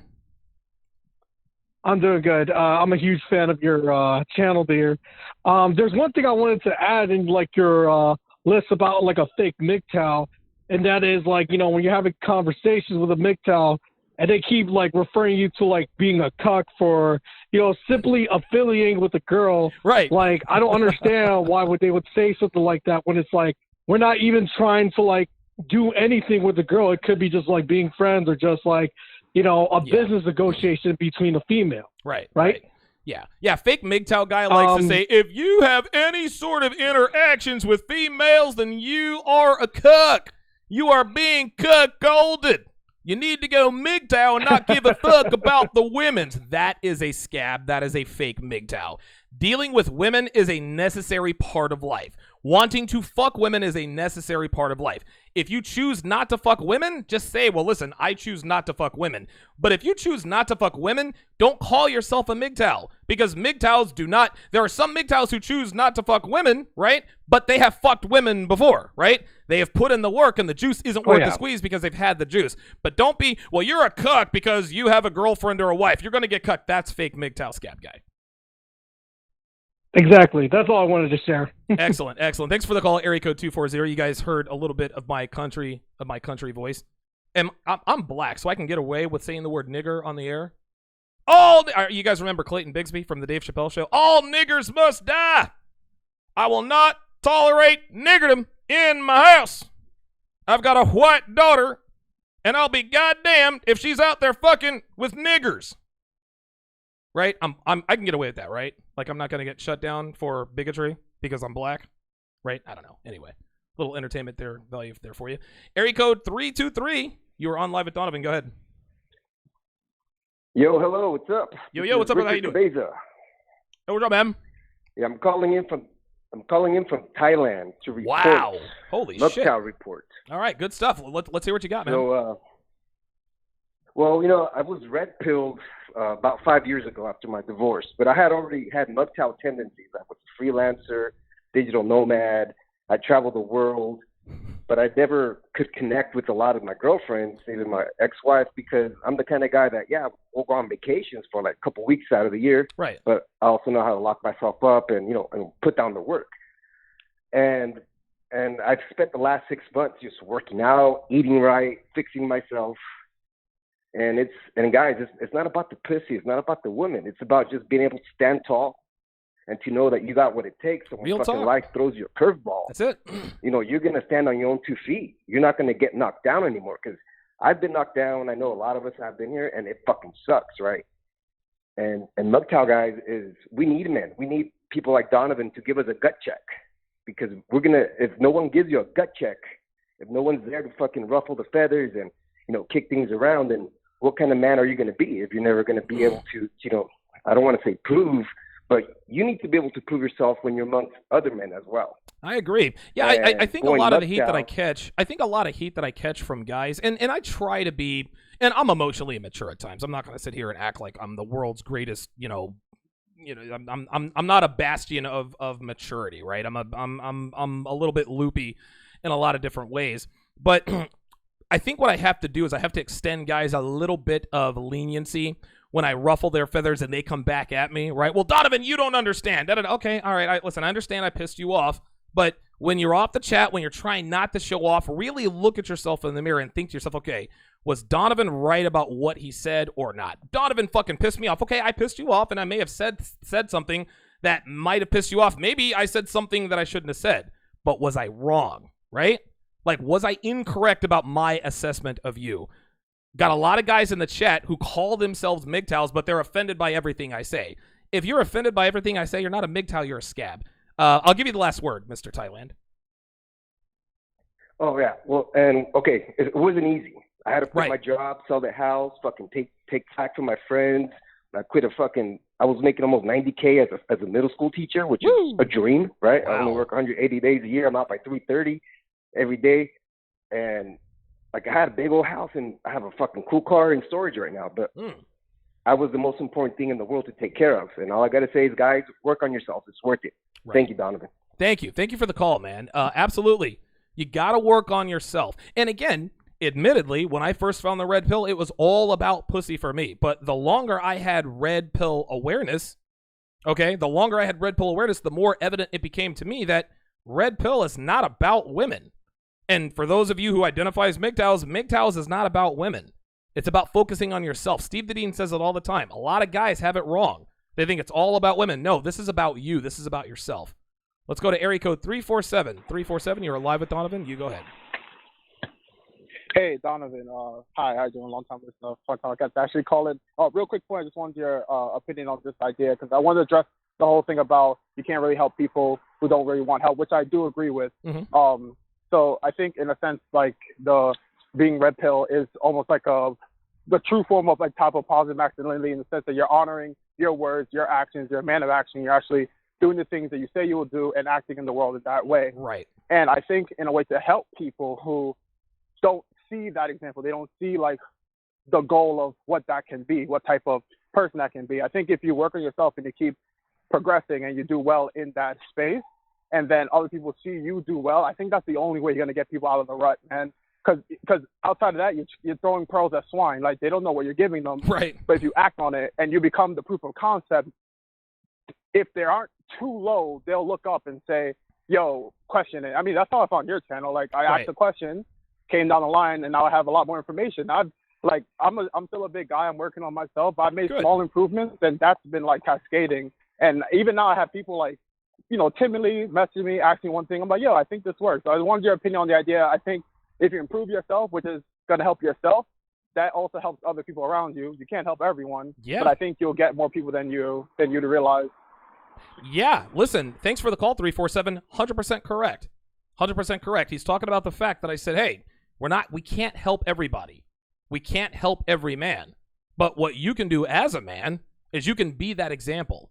If you go from fat to fit, if you go from the outhouse, I guess, to the penthouse, Be that example. Be the beacon of masculinity to the people around you. And I know this sounds Sunday schoolish, Saturday morning cartoonish, right? But people, we say all the time, acta non verba, which means actions speak louder than word. You can talk all the shit you want about being red pill and being MGTOW and this and that and the other. But if you show men and women around you what you are about, you show them rather than telling them, at some point, dudes are going to ask, dude, how did you go from 312 pounds to 225 pounds? Well, this is how I did it. I actually watched this video. By the way, this is a red pill guy. Donovan used to get played by women all the time. How did you go from getting played by women to being up to your eyeballs in high quality ass? Well, this is what I did. And sometimes they won't even ask you. Sometimes they'll just try to be around you more to try to soak up the game. And without having a formal conversation about the red pill and game, you start to see your buddies, you start to see your brothers exercising red pill game. Maybe your brother, maybe a friend of yours doesn't buy that new Call of Duty Modern Warfare video game, but he decides to stick that 60 or 70 bucks, however much they cost now, in a savings account, right? Maybe your friends, maybe your relatives, maybe your father, maybe you're a positive influence on your father. He sees that you've lost weight. Man, he's really losing weight. You don't have to give him a lecture. Eventually, if he really wants to improve himself, hey, you know what? He's busting his ass in the gym every Monday through Saturday. He's in the gym 6 days a week. I'm a little hefty. Maybe I need to do the same thing. That's the call of the day, area code 347. We can't help everybody, but if you want to expand your reach the most, you got to live the life. Now, I do both, right? I live the life, but I also talk about it. Nobody's going to see the life that I live unless I talk about it and put it on social media. You guys can say whatever you want about me, say I'm right or wrong, you can call me names, whatever. One thing you cannot say about me is that I am not congruent. I walk the walk that I talk. You better fucking believe it. Anyone who has seen me at the 21 convention or met me in person, they know that I don't just come on talking about, well, if Devin does this. No, they see how it is. I am the real fucking deal, and I love being able to say that. I love being able to say that I'm not fake. You got a lot of fake PUA guys out there who don't have receipts. There's my receipt right there. I got two bitches on the side of me. Fuck both of those girls in that picture. No, I didn't fuck them on the same night, right? I would have liked to. I tried to, but the blonde wasn't really into it, right? The girl, the girl on the left was into it. The blonde wasn't. But I don't sit here and talk shit about shit that I don't do. I walk the walk that I talk. And whether you like me or not, that's fine. Everybody's not going to like me.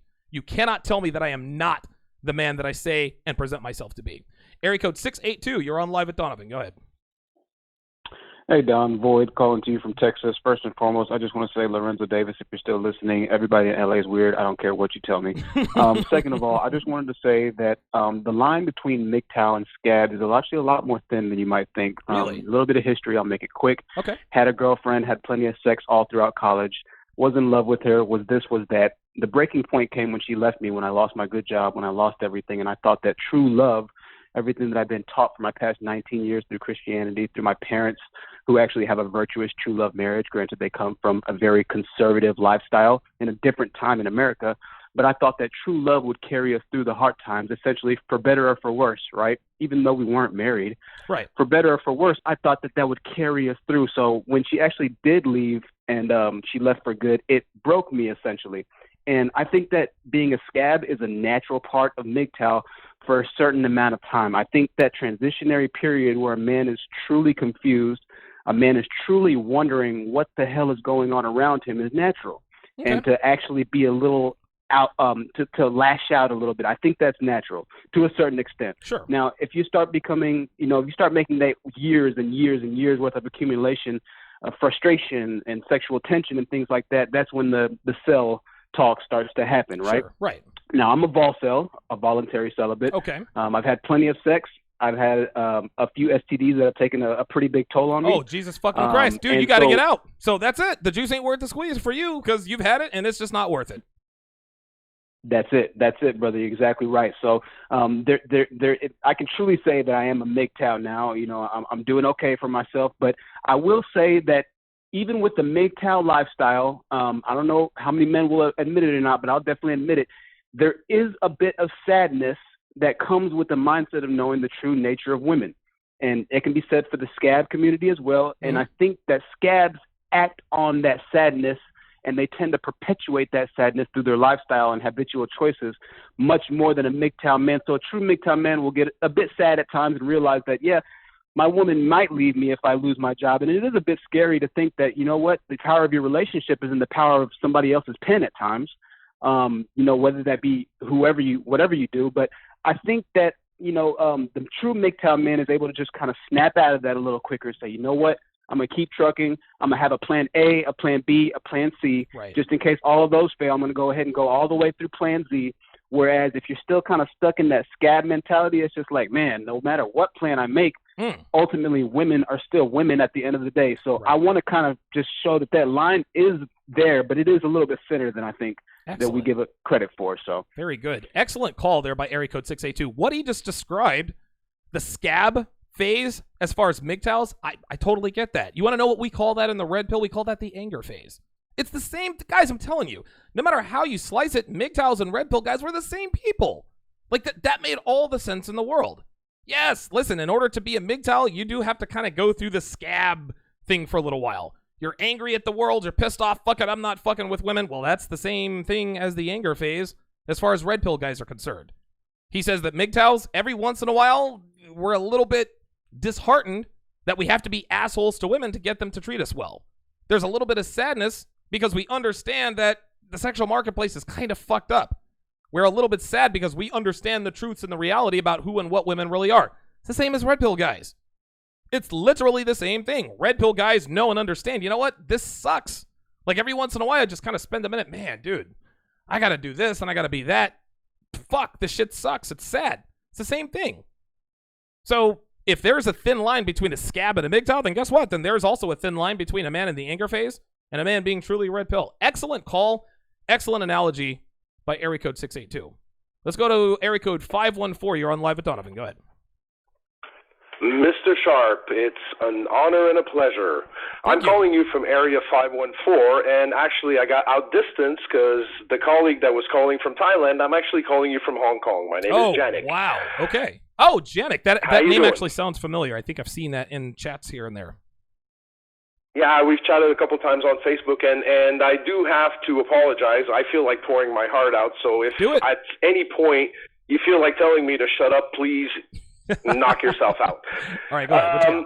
With regards to the red pill lifestyle, with regards to everything you, Richard Cooper, Coach Greg Adams, and we got to fix that kind of little fucking thing they got between each other. I mean, they're an inspiration, both of them, for me, but I want to see them on the same page. It's Wait, all who are we good. talking about? Wait, who's not on the same page?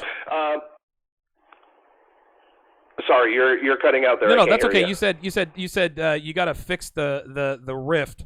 No, not you. I just want this whole thing that they got against each other to be fixed at some point. Who is it? Who are we talking about? I mean, you're an inspiration. He's an inspiration. Pop is an inspiration. Okay. I mean, all you guys. I mean, so who is you're building blocks. Right. No, I agree. What two people are you talking about? Because I guess I'm not up on that. Who is going against each other?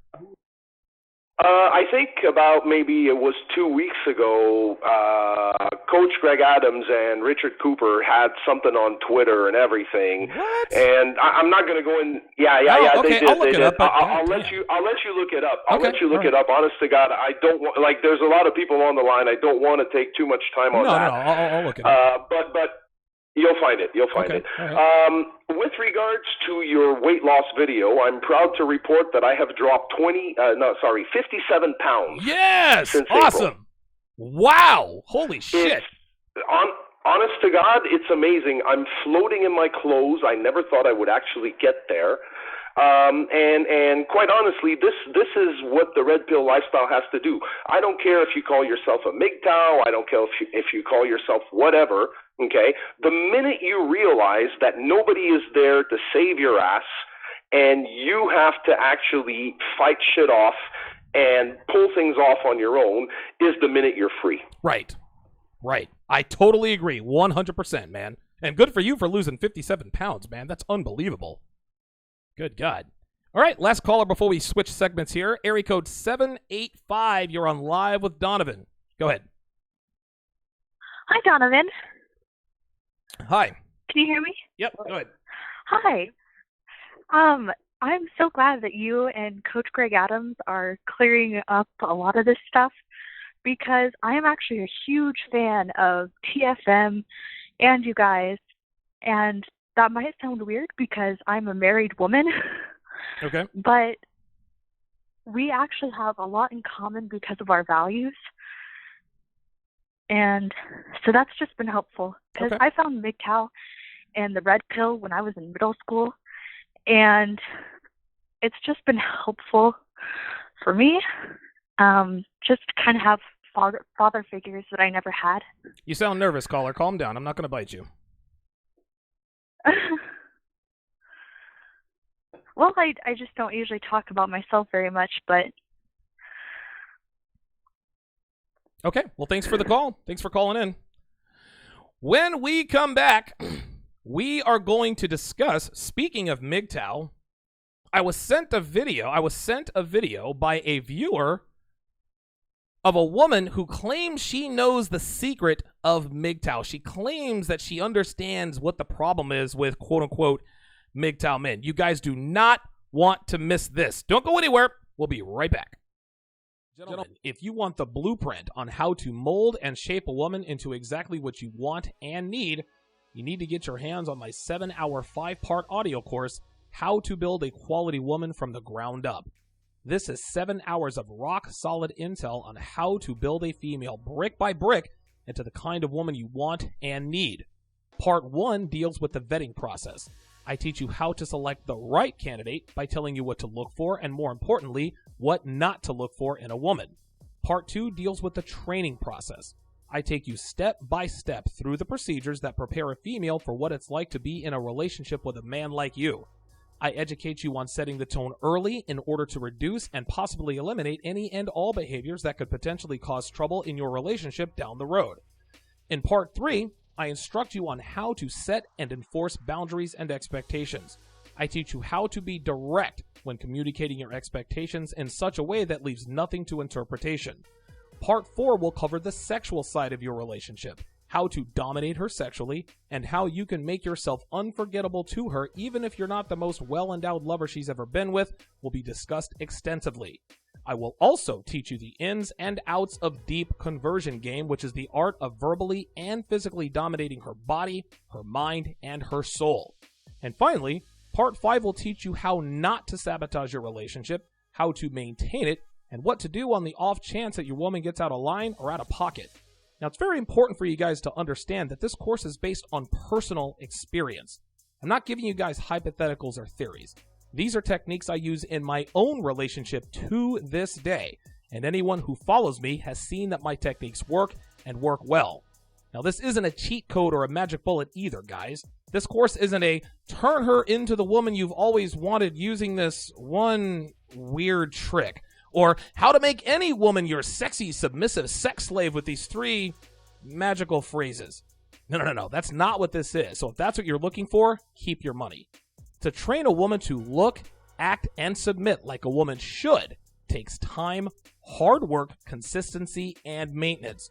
If you are willing to put in the work, go to donovansharpe.com/courses to get your hands on the only relationship guide that actually works by the only man who has shown that it works. Again, that's donovansharpe.com/courses. The link is in the description.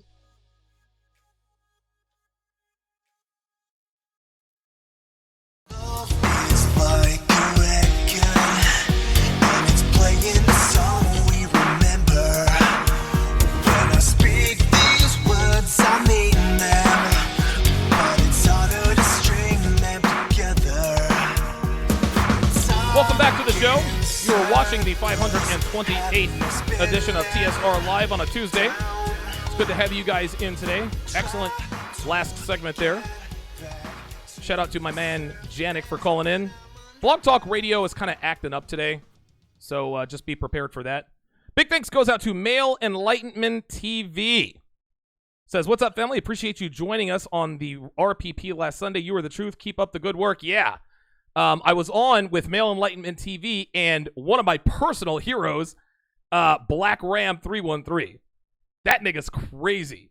Like, Black Ram, that dude, every video that dude does makes me laugh. But those guys, Male Enlightenment TV and Black Ram, those guys are as knowledgeable as it comes, man. And it was a pleasure to be on with those guys. Had a great time. Dealt with a lot of dealt with a lot of people, dealt with a lot of trolls. It was actually quite funny. I loved it. 914-205-5356 is the number to call if you want to get in on the show. But before we get to that, I'm going to break down a video, like I said, that was sent to me by a viewer. So shout out to Nick for submitting this particular video. Well, the name of this video is called The Secret, or The Real Secret of MGTOW. And what this woman tries to do is she tries to explain what she feels is the problem with MGTOW and the philosophy. Now, I want you guys to keep in mind that this woman isn't married. Okay, this woman, I'm sure she's probably in a long-term relationship with about 6 to 7 people. Yes, this woman is probably a slut. Here's the thing, guys. Any woman who offers relationship advice but isn't married is a slut. Never, ever, ever take relationship advice from women. I say this all the time. Do not take relationship advice from women. Now, in that same vein, never take advice from women, period. This woman is going to sit here and she's, well, MGTOWs have it wrong and red pill guys have it wrong and this and that and the other, da-da-da-da-da. This chick has no idea what the fuck she's talking about. And she actually tries to placate to the red pill and the manosphere audience. Like, she actually tries to do it, but in typical female fashion, she absolutely puts her foot in her mouth on more than one occasion. Big thanks to Void with the $5 super chat. Time for the weekly video breakdown, gents. And away we go. I'm going to tell you the real secret about men going their own way. Ooh. Hello, my handsome man. Welcome. Right off the bat, hello, my handsome man. She's talking to, I don't know how many subscribers this slut has, but right off the bat, already attention whoring.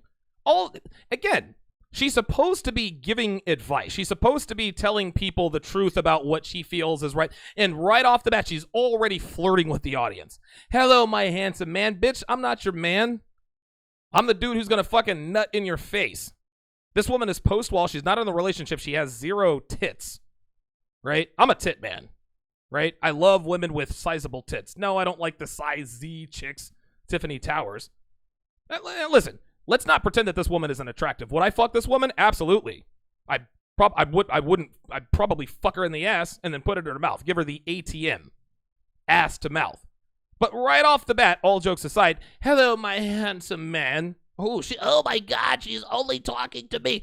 I can promise you the vast majority of her subscribers, Jesus Christ, subscribers are probably these beta males. Oh, I love this woman. She's talking specifically to me. Hello, my handsome man. I'm your handsome man. Dude, bitch, fuck you. Never ever listen. I remember I knew this one girl when I was in 8th grade. Her name was Michelle McCrae. And she flirted with everybody. Every time she walked up on a guy, you're my favorite lover. I'm an 8th grader. Guys, this is back in the early 90s. Actually, I think I was an 8th grader in 89 or 90. I can't do the math. You're my favorite lover, she used to say. I went to Alimano Intermediate School in Hawaii, right?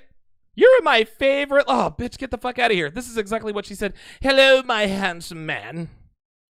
Fuck out of here. I'm not your goddamn man. And I want to talk about a very hidden secret that they may not be telling you in MGTOW. Now, if you're watching this. This is so funny. She has no idea that it's called MGTOW. She says MGTOW. It's almost like she's trying to read it in longhand. Bitch, it's called MGTOW because it's shorthand for men going their own way. This is what people do. This is what people do with acronyms, lady. MGTOW. She doesn't even call it by its real name. Jesus fucking Christ.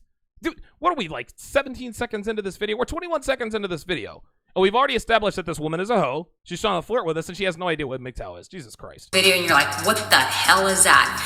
MGTOW is a group of men who have, it stands for Men Who've Gone Their Own Way. And they are men who have decided, screw it, I'm not screwing with women anymore. I'm just going to focus on building me and my career and my own independence, and I will just use women whenever I need sex. Bingo. Now, here's where she is right. This is what proves what I was talking about earlier, is that MGTOWs and red pill guys were the same thing, right? We are the same thing. Now, maybe there are some MGTOWs who are in relationships. There are some red pill men who will never be in relationships. You can intertwine them.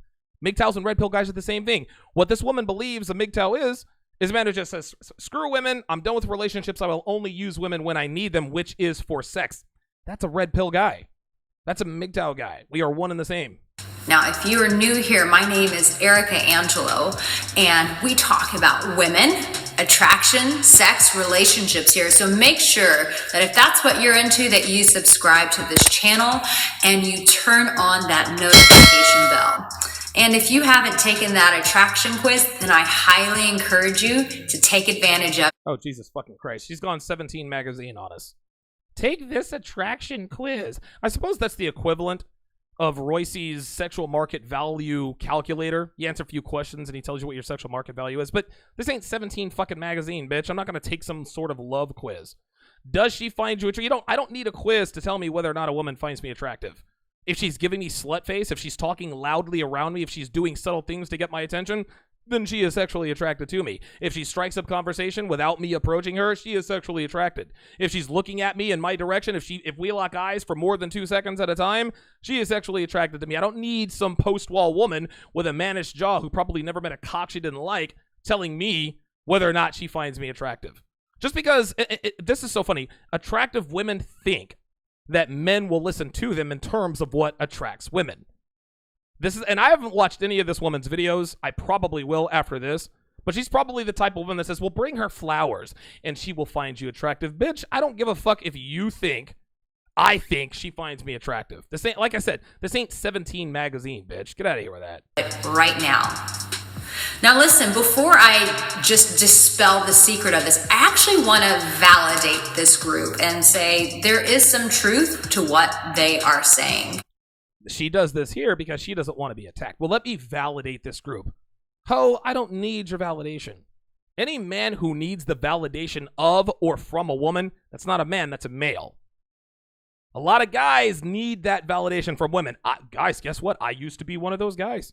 I loved fucking hot women. That validated me as a man. But when I started doing it so much, I started to get on my nerves. I said, you know what? I don't really need women to validate me. I validate myself. So Erica, who spells her name with an A, and I can guarantee you this is not the way it says on her birth certificate. A lot of women like to change their names to make them look clever or somehow unique. But then you look at their ID, look at their birth certificate, it's different. Like if a girl spells her name Ashley, A-S-H-L-E-Y, she'll spell it A-S-H-L-E-I-G-H. This is the way it was back when I was in high school, right? This woman spells her name E-R-I-C-A. But because she's on the internet, she thinks she's all special. I can see her. I can see more of her rib cage than her tits. Like, honestly, I probably have bigger tits than she does at this point. At any rate, Erica spells her name E-R-I-C-K. That is the telltale sign of an attention whore, as a woman who spells her name in some creative way. You know, for many men, they're tired of just trying to pursue women and just getting rejected. No ring on that left hand. You see that? This is her left hand, no ring. If you are not married, ladies, fuck your advice. Women, ladies, if you're watching, I always tell women, do not take relationship advice from women. If you have a problem with taking relationship advice from guys like me because I hurt your little feelings, don't take relationship advice from women who have not been married for at least 10 years. No, I'm not talking about your slutty friend who's been married for 6 months. Who's fucking her personal trainer? Well, she's married. She can give me advice. No, she's a slut. She's a slut who's playing house. Just because she has a ring doesn't mean she's a wife. Don't take relationship advice from women who are not married. The woman on your screen is a slut, and it's obvious. She's wearing red lipstick on a YouTube video. If that doesn't say slut, I don't know what does. And face it, there are some women out there who are just straight up bitchy. And there are just some women who just want to be mad at men. And unfortunately, these guys have had encounters with some of the wrong women. Oh, here we go. I remember I had a conversation with my sister a while back. This is pre-Red Pill when I was starting to when things were starting to come into focus. Women are this and women are that. And my sister would tell me, well, maybe you're dealing with the wrong women. That is the feminist credo. Any men like us, red pill guys, who talk about the ins and outs of women, we talk about how fucked up women are. They like to say things like, well, not all women are like that. Maybe you're messing with the wrong women. No. we're not messing with the wrong women. And women aren't the problem. Well, women aren't the problem. Feminism's the problem. Feminism and feminist culture has made every woman the wrong woman. Hypergamy. Feminism is the reason for hypergamy. Or feminism is the reason for the gross exploitation of hypergamy. Guys, women have always been hypergamous. Women have always had a lot of options. But thanks to the smartphone, women are now aware of those options. Thanks to the smartphone, women can now act on those options. Right? Thanks to the smartphone, hypergamy can be exercised almost daily. This is why women are always looking to upgrade, because they know that there is an upgrade out there and all they have to do is pick up their smartphone. Back in the day before the internet, back in the day before the smartphone, a woman could have any man she wants. But the difference now is that she has access to the men she wants. A woman could be talking to a guy on the other side of the world and hook up with that guy. That's how that works. And that's because of the internet, and that is because of the smartphone. Women have always had endless options. But thanks to the smartphone, they are now aware of these options, and they can now exercise these options. Who are not in alignment with what they want, meaning they want a loving relationship. They want a woman that they can pursue and be happy with. And instead, they've been met with bitterness, resentment, and even being attacked for being a man. So I can see the logic in the movement of saying, fuck this. If you can't appreciate me, you can't be appreciative of what I'm trying to offer you, then fuck it. I'll just go my own way and I'll go and work on me. So she says that she can see the logic, but as you were about to see, she's about to contradict herself. And there is truth to that. There is truth in being frustrated when you're trying so hard at something and someone basically says, fuck you, all your efforts are not worth it. They're not valid. Of course, men are going to want to give up. Hello, I completely understand that. I don't give a fuck what you understand or what you don't. Women like this are not red pill women. There's no such thing as a red pill woman. There are only red pill groupies, right? No shade on the girl who called earlier. Oh, I'm such a fan of this and that, and I'm married, but she is a groupie. Appreciate the support, but you are what you are. The girl who called is not red pill. She is red pill because her husband or boyfriend or whatever is red pill. There's no such thing as a red pill woman. Only a woman who is in the position or in the possession of a red pill aware male. The minute that red pill male decides to separate himself from his woman, she then goes back to being the self-destructive creature she was designed to be when not under the tutelage and guidance of a man. So this woman wants to come across as some sage of wisdom. I know the red pill. I understand. I see the logic. No, bitch, you are a woman. And because you are a woman, you don't understand shit. You need to be told what the fuck to understand. That's how this works. There's no such thing, I'll say it again, there's no such thing as a red pill woman. Only a woman who is in the possession of a red pill man.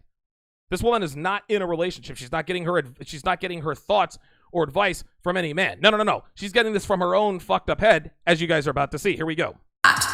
But the secret is that they're not telling you is this. Uh-oh. When you shut down your heart, when you become cold and cynical to women, because truth be told, everyone wants to be loved.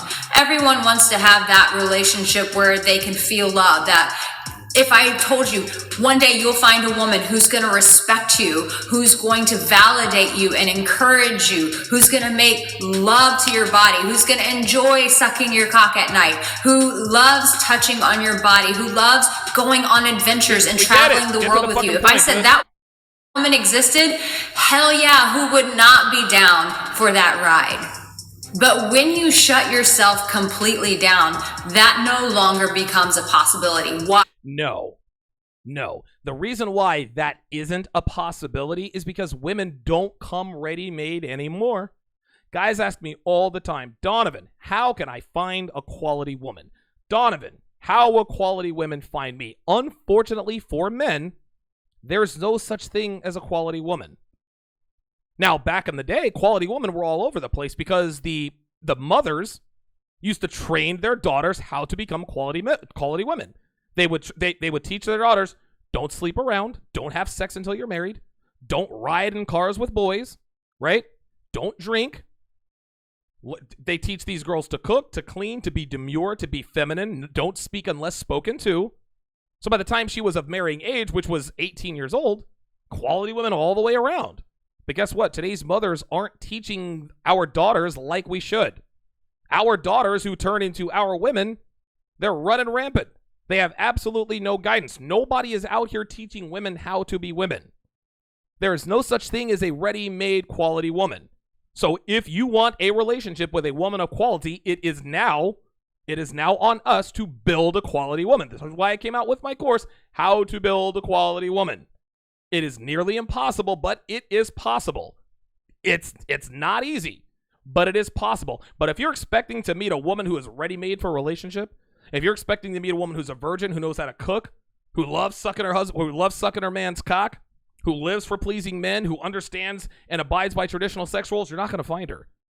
You're not going to find her. You literally have to train these habits and behaviors into women, which means you have to train the bad behaviors out of them. Not easy to do, guys. I'm living proof. Devin was not easy to break. She was not easy to train. Even now, every once in a while, I still got to crack the whip to get her ass back in place. But for this woman to say, well, when you close your heart, that no longer becomes a possibility. No, sweetie. No. Quality women aren't out there. So whether a man's heart is closed or not, there is no such thing as a quality woman. Not even this chick. Because relationships, you gotta have heart. You can't have walls and you can't have armor going, you'll never come in. Translation, make yourselves vulnerable so that you can be taken advantage of by women. What this woman is telling men to be is vulnerable. You can't close off your heart. You can't be cynical. You can't be this. You have to have an open heart. No. When women say you have to have an open heart and be vulnerable, translation, you have to be vulnerable so that we can come in and take advantage of you. Get the fuck out of here with that. Dude, men who have been burned by women, men who understand who and what women really are, you're goddamn right they're going to be closed off. But this woman doesn't want you to be closed off. She doesn't want you to build up those walls. Oh, no. She wants to be able to just stroll right in and get that commitment for nothing. Fuck you, your best friend, and her personal trainer, along with Kevin in sales, and get raw dogged by him and his friend, Dave, the unemployed garage band guitar player who may or may not have a warrant or 3 out for his arrest. Women like this are giving men the advice to lower their shields under the guise of good relationship advice. Open your heart. Translation, be vulnerable. Don't be so cynical. Translation, forego everything you've ever learned about women, okay, and just give another woman a chance. Get the fuck out of here. Are you kidding me? No, that's not called closing up your heart and building walls. That's called being smart. If you burn your hand on the stove, what the fuck am I going to put my hand on the stove for, right? If you reach into the oven and you burn your hand taking out a cake, what are you going to do next time? You're going to put on an oven mitt. I'm not going to take off the oven mitt because not all ovens are the same. Yeah, actually, all ovens are the same. If you don't want to get burned, use a fucking oven mitt. All women are like that. They're not all the same, but all women are like that. If you don't want to get burned by women, use the fucking oven glove. Never let you in again. That, unfortunately, will keep people very lonely and cynical for the rest of their life. Oh, here we go. There's the "you will die alone" trope. I love how women always project their worst fears onto men. You don't want to die alone, do you? Aren't you afraid to die alone? Dude, listen. As a man, we understand. As a man, I was born alone, and I'm going to die alone. That's just all there is to it. Women are petrified of dying alone. Why? Because women value relationships. They value people. They value those emotional connections. The thought of a woman dying alone is unbearable to her. Well, of course, women these days assume that men and women are exactly the same. Women foolishly think that men and women are different. They think that the things that we value, they also value. Vice versa. They think the things that they value and are afraid of, we must be afraid of that too. On this assumption, they think, okay, well, I'm afraid of dying alone, so you're going to die alone. If you continue using all of these women, if you think all women are like that, then you're just going to die alone. Well, yeah, actually, I've known that for quite a while. You're going to be miserable and dying alone. Name me one miserable man who sport fucked his way around the world and died without a wife, died without a nagging wife or kids, is miserable or lonely. Hell no. That guy's going to be hollering at fucking bitches till the day he dies. He'll be trying to fuck the orderlies until the day he dies. Miss me with this, you're going to die alone if you don't open your heart. Bitch, fuck you. You're going to die alone. It looks like she's already half dead. She kind of looks like a skeleton, to be honest with you. Don't get me wrong, I'd definitely fuck her, but I'd be afraid to fuck her too hard. I might dislocate a hip or some shit. Face it, this world is already hard as it is. So why the hell would you want to become a cynic? Why? So that you can survive, so that you can buy more cars, more stuff.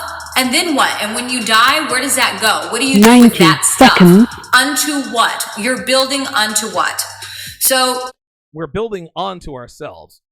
There's another shaming tactic. You can't take it with you. No, you can't take it with you. But you want to know what you leave behind? You leave behind a legacy. And newsflash, gentlemen, you don't have to have kids to leave a legacy. Gentlemen, the reason I'm proud to be where I am is because I know I've built a legacy. Okay? I don't have any children, at least none that I know of, but guess what? 60 years and seconds. years and years after I die, my videos, my content, that's still going to be up on the internet. Rollo Tomasi has a legacy. Every man who has changed lives, every man who has influenced even a few people, that's a legacy. Don't you want a legacy, Donovan? I'm building my legacy right now. This is my legacy. This is my child. This is my baby. And you want to know something? TSR Live is not going to divorce rate me. TSR Live is not going to fuck the personal trainer behind my back. Right? TSR Live is not going to betray me. It doesn't work that way. Because TSR Live belongs to me. A man doesn't have to have children to have a legacy. You do not have to have children to leave a legacy. Every man who does what I do, if you are a man who has influenced people in a positive way 10 seconds. or even a negative way, any man who has influence over people, any man who has changed lives for better or worse, that is a legacy. So while I can't take my money and cars and everything with me, guess what? What I leave behind is my legacy. yes, while the movement, while I understand and I can validate these men's, their pain and their frustration and say, I get it. I totally understand. And I hear your frustration and you have every right to be frustrated. What I don't agree with is cutting off your heart, becoming cynical and saying, I'm going to become this robot that just goes out and produces in the world so I can feel powerful in myself. Oh, here we go. That's exactly what we do. Men, we want to feel powerful. She is trying to shame male desire for power. She's trying to shame male desire for conquering. This is what we thrive on. As men, we like to conquer. We like to do things. We like to accomplish things. This is what we do. What she is doing, she is shaming us for putting our accomplishments above women. That's what she's doing. Well, if all you want to do is build and conquer and leave legacies and this and that and the other, then you've closed off your heart. No, fuck you, bitch. This is a woman who is upset that the highest value men don't put bitches first. Guys say it all the time. Bros before hoes, bros before bitches. Fuck that. I will never, ever, ever put a woman above me. I care for Devin, I do. But if it comes down to me or her, nigga, it's gonna be me. Fuck no. It's me first, then everybody else. Pussy is a dime a fucking dozen, y'all. I'm here to tell you. Girls are giving it away like Halloween fucking candy. I will never put a woman above myself. I will never put a woman above what I'm trying to do. I will never put a woman above what's right for me. Fuck that. Do not listen to women like this. What she is doing is she is trying to shame you for not putting women on a pedestal, and she can go and fuck herself because I'm sure she's probably done that too. Never, ever, ever put a woman above yourself. Don't do it. You'll lose her respect and you'll lose self-respect. What this woman is telling you is that if you don't put a woman at the top of your totem pole, then you are going to die alone, bitch. Fuck that and fuck you. Don't listen to women like that. But what they're not telling you in this movement is that there are still women out there who love men, that the whole world is not made up of bitchy women. Actually, she's half right. Yes, there are plenty of women out there who love men. They love men very frequently. They love men a lot. There are women out there who love men so much, there's an app on their phone where they can gorge on as many women as possible. And no, not all women are bitchy. But guess what? They are all still women. Just because not all women are bitchy, just because not all women are the same, doesn't mean that they don't operate under the same guide of principles.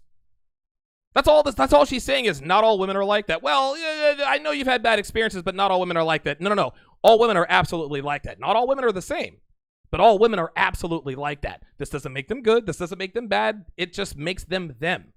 Women are neither good nor bad, guys. They just are.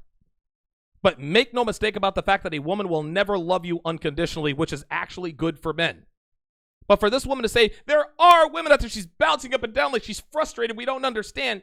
Listen, we know that there are women out there who love men. The problem is they're loving 8 men at the same goddamn time. Like, get up out of here with that, bitch. Honestly, this whole video, the real secret to MGTOW, according to her, is that not all women are like that. Get the fuck out of here, man. She has no idea what she's talking about. There are women out there who are still compassionate, who are still tender, who still celebrate men, who see the value in men, who respect men. No, women do not respect men.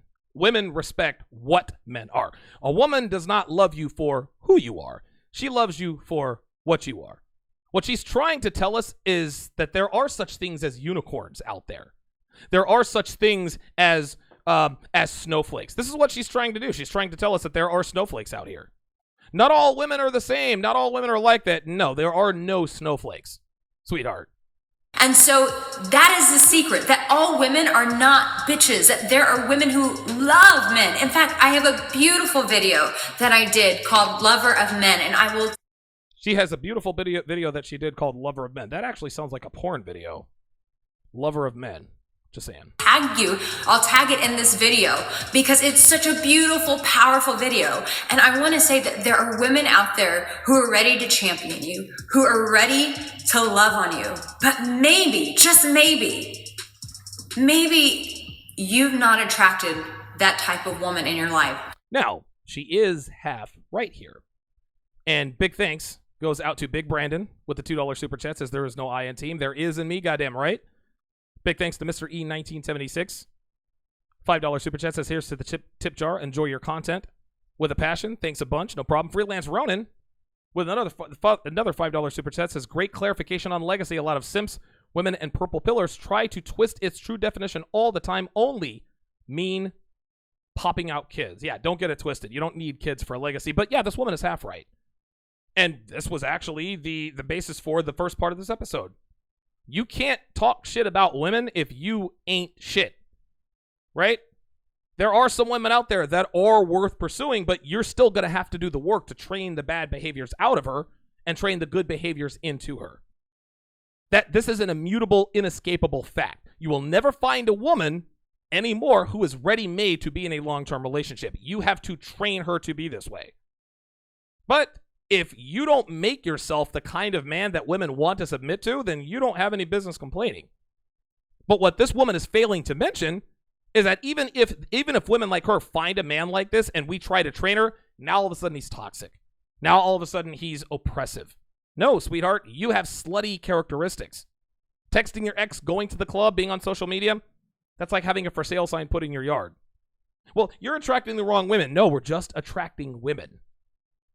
So instead of shutting your heart down, maybe the bigger question is, if there are women that exist like that, how can I attract? How can I be the man that woman feels safe with to do life, love, and relationship with? So in the comment section below, tell me, have you thought about going MGTOW? And if you believe that there are still women out there. She says MGTOW. This bitch still doesn't know that's called MGTOW. That's how much research this woman has done. She has never watched. This is why you know this woman hasn't done any research. If she really watched even one MGTOW video, if she has actually read anything or watched or listened for the pronunciation, she would know it's not called MGTOW. This woman read something in a paragraph somewhere and she thought she had it all figured out. She knows nothing about the red pill. She knows nothing about MGTOW, guys. She thinks she's got it all figured out because somebody told her something. The fact that she keeps saying MGTOW proves unequivocally that she's never watched anything that has to do with MGTOW. She has no idea. Typical slut who thinks she knows what she's talking about but really doesn't. Big thanks goes out to Sheldon Ross with a $10 super chat. Says, this chick's a joke. Wonder if she really believes that BS she's saying. She thinks she believes it, but what she's doing, all this is, guys, this is a, how can I put this? This is a plea for the high-value men who are curbing her. All this is a plea to say, hey, listen. I understand you. I celebrate you. please don't think of me as the slut that I am. Please put the blinders on like you did back when you were in your 20s, when women were using and abusing you. Please, now that I'm 30, please forego everything you've ever learned about the truth about women. Please put the blinders on and allow me, a 36-year-old slut who tries to make money on camera with my size negative A cup titties, please forego all that you've learned and wife a bitch like me up. That's all this is. This is just a plea for men to put aside what they have learned about women in terms of truth.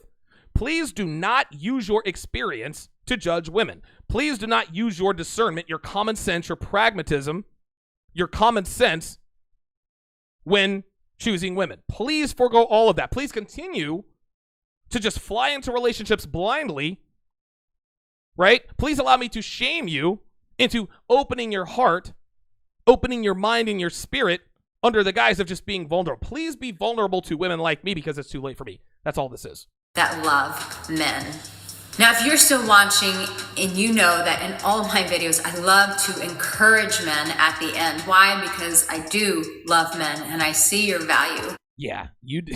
Yes, you do love men, sweetheart. We can tell. We can tell you love men because you have on red lipstick. And if you're wearing red lipstick on the internet, you are a slut. One, I have to say that me making this video is very vulnerable because I know as soon as this video goes up, the comment section below, I'm just going to be under major attack because I have been before by this movement. They're not always the nicest of men. Some of them can be respectful, but the majority have been very harsh. So, and by the way, she talks about them being harsh and disrespectful. Those are the men she wants to fuck. Guys, don't get it twisted, man. Asshole game is a thing because it works. Sluts love assholes.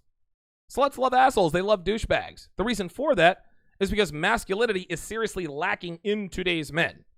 So much so that the only masculinity that women are exposed to are guys who are assholes and guys who are douchebags. They don't like assholes and douchebags. Let's not get that twisted. They don't really like those guys, but guess what? It's the only taste of masculinity that they get. These are the only men who act like they couldn't give less of a shit about women, which happens to be a masculine trait. So an asshole and a douchebag who's being an asshole and a douchebag, that's the only masculinity she's exposed to. This is why, indeed, women fuck the bad boys. I don't know why I fuck bad boys, because it's the only masculinity that you're exposed to.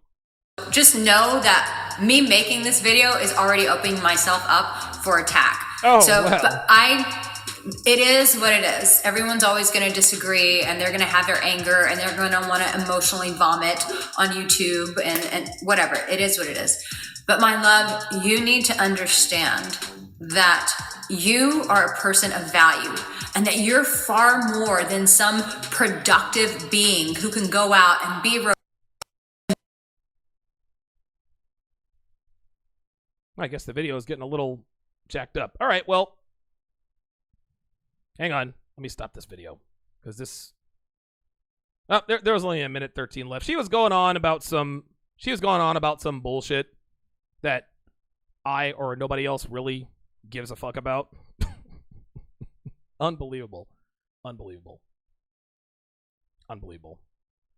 Again, this is one of these deals.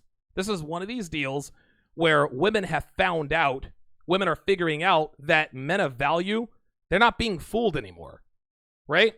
So when men of value aren't being fooled and they're using discernment and discrimination to keep the slutty women out of their lives, they're like, oh shit, our old tricks aren't working anymore. Let's shame them into willfully putting on the blinders. Unbelievable.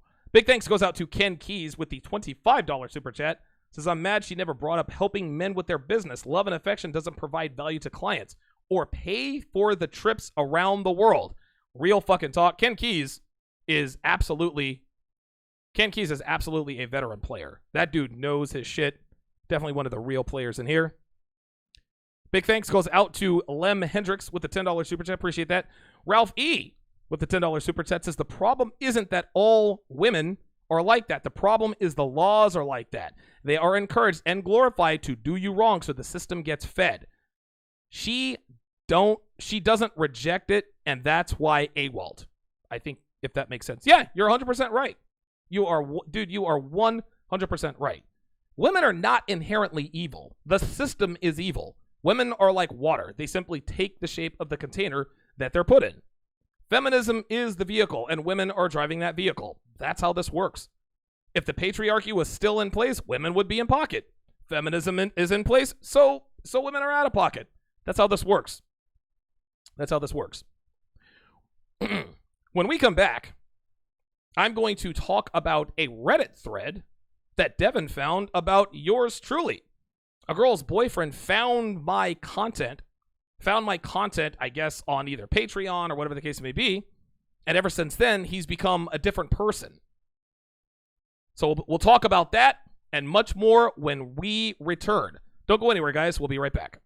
Guys, if you are looking for a supplement that gives you laser focus and a good, clean, controlled energy to get a lot done,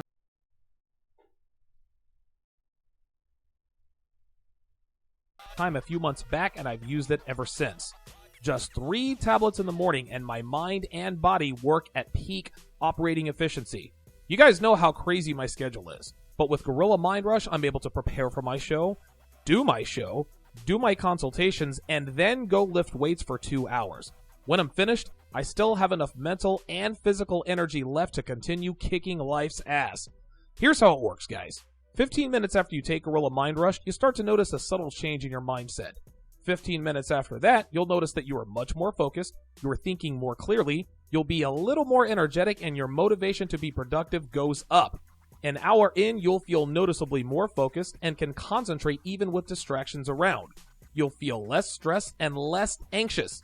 After 90 minutes, you are in full Gorilla Mind Rush mode. Your focus, concentration, and your memory will be far beyond your normal state, and you will stay this way for at least 6 hours. And get this, guys, there is no crash. That's right, you get all the benefits of your mind being hyper-focused for a long period of time without the cliff when it wears off. Using other productivity supplements like modafinil is kind of like putting 10 gallons of gas in your tank and driving 400 miles. Now this is great. That's 40 mpg, which is awesome gas mileage. Most people would take 40 miles a gallon any day of the week, myself included. But with Gorilla Mind Rush, I'm able to drive 750 miles on the same 10 gallons of gas. That's the best way I can describe it, guys. That's how efficiently your mind works on Gorilla Mind Rush. You get a lot done without burning through your mind's fuel so quickly that you run out of gas before your day is done. So rather than slowing down at mile 400 like you do with other compounds, you've still got plenty left in the tank to continue being productive with Gorilla Mind Rush. Another great thing about Gorilla Mind Rush is that it's non-habit forming. If you use it, you're Superman. If you don't, you're Clark Kent. There's no withdrawal if you do not take it. If you need this kind of focus, energy, and productivity while also supporting the show, go to donovansharpe.com/Gorilla Mind Rush. I put the link in the chat, and you can also find it in the description.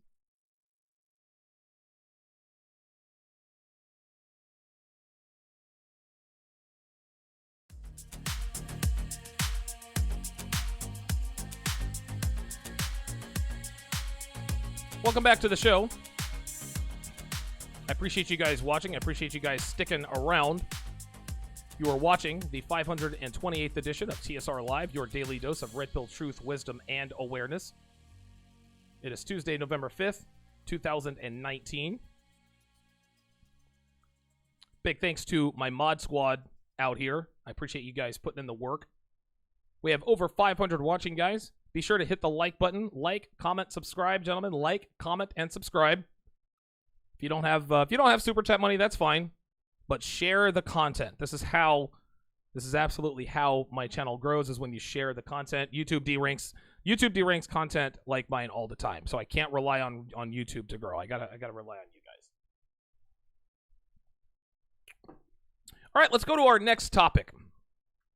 So the other day, actually I think this was a while back, Devin found a thread on me about Donovan Sharpe. So I'm going to read what this says. I'm going to read what this says, and then I'm going to break this down. So let me go ahead and make this a little bit bigger here so that you guys can see it a little better. So the title is Donovan Sharpe. Any thoughts on this guy?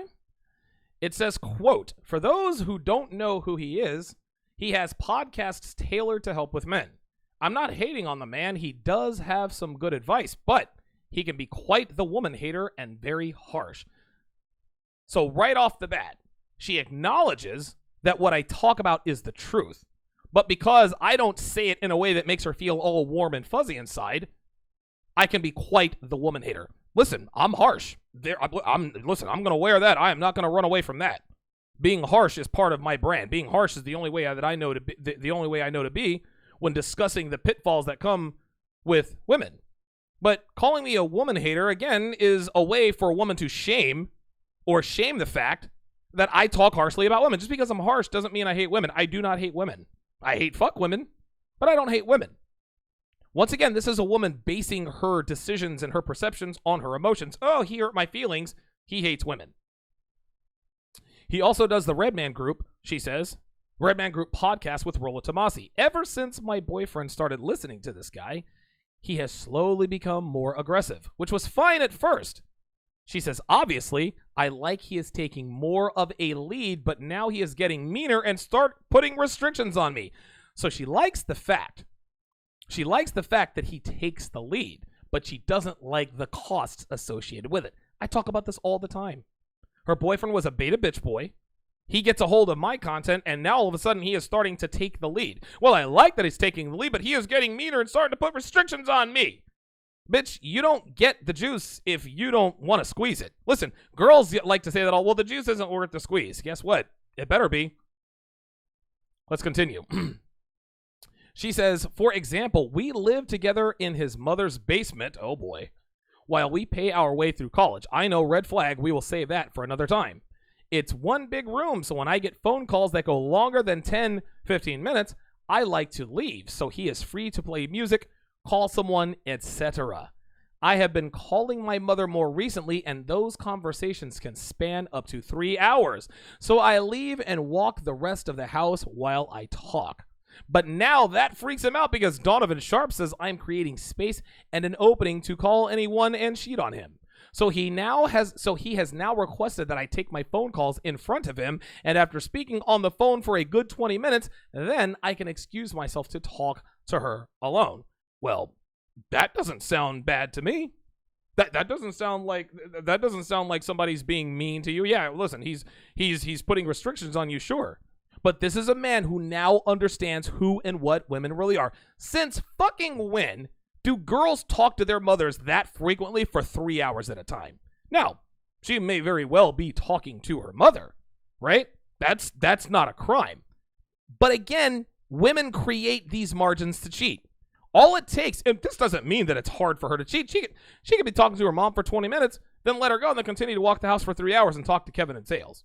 Like she's acting like her talking in front of her boyfriend on the phone for 20 minutes is somehow proof that she absolutely is talking to her mother the entire time. For all we know, she may just be calling her mother as a cover to, hey, let me get these 20 minutes in, then let me call my side guy. Like, let's not get that twisted. That doesn't mean that she's not fucking around. But she doesn't like that it's hard for her to do this. I discussed this at length, actually, in my workshop at the 21 convention. A healthy relationship, women characterize Women characterize when a woman says a relationship is healthy, this means she is in a relationship where it is very easy to cheat. When a woman says that a relationship is toxic, oppressive, controlling, and possessive, okay, this is a relationship where it's hard to cheat. A healthy relationship is easy for a woman to cheat. A toxic relationship is where it's hard to cheat. Give an example. He lets you go to the club. He lets you text your ex-boyfriend. He lets you DM people on social media. Oh, he trusts you. You're in a healthy relationship. Guess what, guys? Those 3 habits make it very easy for women to cheat. Wait a minute. He wants to see your phone. He doesn't allow you to go. Well, he doesn't date women who go to girls' night out. He doesn't like it when you text your ex. You're in a toxic relationship. You see how that works? So everything was all good. Obviously, I like he's taking more of a lead, but now he's getting meaner and started putting restrictions on me. Nah, bitch. He's a man and he understands that bitches be bitches, hoes gon' hoe. So she says, sorry this turned into a rant. I felt like I needed to give an example of how his behavior has changed since listening to these podcasts. I understand that my boyfriend may be taking advice too literal or may be an extreme case. I would still like a civil discussion about these podcasts. No, he's not taking them too literally. He's not taking them too literally. When I advise men, hey, check this out. If a woman wants to be in a relationship with you, you need to let her know, hey, check this out. If you want to be in a relationship with me, then I need access to your phone when I want it and how I want it. There's nothing literal about that. There's nothing not literal about that. This is quite literally what my advice is. He didn't take my advice too literally. He took my advice to mean exactly what the fuck I meant it to be. Let's take a look at some of the content. This is funny as hell. Or the comments. The first commenter says, your boyfriend sounds like a kid who found his daddy's gun and thinks he is Clint Eastwood in a Western movie. Not good. Why is that not good? Why is acting like you're Clint Eastwood in a Western movie not good? See, you see how they try to invalidate us right there? You see how they try to be like, well, he's like a kid. No, this is just how it is. Oh, here's a white knight. On the men's side, we call it children with dynamite. That's funny. That's funny. Oh, this is funny. Well, look at this. Kara L says, I often see the advice here that women shouldn't necessarily look for red pill aware men, and this seems like a prime example of why my husband knew nothing of the red pill when we met. And although I told him I like red pill women as a space for traditional women, he has literally no interest in the red pill even now. He very naturally comes by his excellent balance of alpha traits. No, he doesn't. No, he doesn't. If your husband were really an alpha guy who didn't need the red pill, then you wouldn't be on red pill women. A woman who stays in pocket doesn't make comments on Reddit threads, guys. Like, this is a self-perpetuating myth. Unbelievable. Oh, here's another one. She says, same, I've been telling my husband the wonderful things I'm learning to become a better wife, and he's seeing the difference. I told him about the red pill, and he's not interested at all. I mean, if he's happy, if he's in a happy, fulfilling marriage and is reciprocating my affection, why does he need red pill? So let me get this straight. So women can go to a place that improves them as women, but men can't do the same thing? See, women like the warm and the fuzzies. We as men, we learn through strife. We learn through the grind. When men speak to one another, we speak to one another frankly. We don't sugarcoat shit. And when women find out that their men are getting advice that isn't sugarcoated, now all of a sudden it's bad. Oh, here's somebody else. Here's somebody else commenting on this. Exactly, a man with natural innate confidence is attractive. A man that's constantly reading new tricks and tactics is not really the sort of man that makes you want to be a better person. What the fuck does that even mean? Are you serious with that? And number one. Number two, reading new tricks and tactics. These aren't tricks, guys. What I teach you is how to be a man. How to gain and keep the respect of a woman. The reason why this woman is characterizing it as tricks and tactics is because, again, we see beyond the veil. We know now what it takes. Oh, you're just using tricks and tactics. No, they are tactics. Yes, there are tactics involved. Let's get to some really good ones here. Hang on a second. Oh, this is funny as shit. Hold up. Listen to this. This is fucking hilarious. A man who is truly secure in himself won't micromanage a woman and try to prevent her from cheating because he understands his own worth, and that goes beyond whether or not his relationship fails. That doesn't make any sense. That's just a bunch of word salad. Listen to this. He knows that he can control ultimately what he does, not what others do. She's 100% right. You can't control your woman. You can't micromanage your woman. Requiring to see your woman's phone, that's not micromanaging her. That's just her being transparent. It's not about seeing the phone, guys. What it's about is she willing to relinquish that control? Is she willing to really be transparent? Dude, I can't remember the last time I checked Evan's phone. If something is amiss, hand me your phone. She never hesitates. But if you have a woman who's not willing to hand you over her phone, then you can't trust that. Well, I shouldn't have to hand my phone for my man to trust me. Then you are an untrustworthy woman. Because if you had nothing to hide, then you wouldn't hide it. This is simple math, ladies. If you really wanted to cheat, him being possessive would not cause you to remain faithful. If you did cheat, then you are not who he thought you were, and that's not his problem. You see this? So if she cheats, that's his problem. That's not his problem, right? Even if you did cheat, if he was being possessive, By cheating, that's not his problem. So she's literally telling this girl, well, listen, if you cheated, then you're not the girl that he thought you were. That's not his problem. Oh, my God. Unbelievable, man.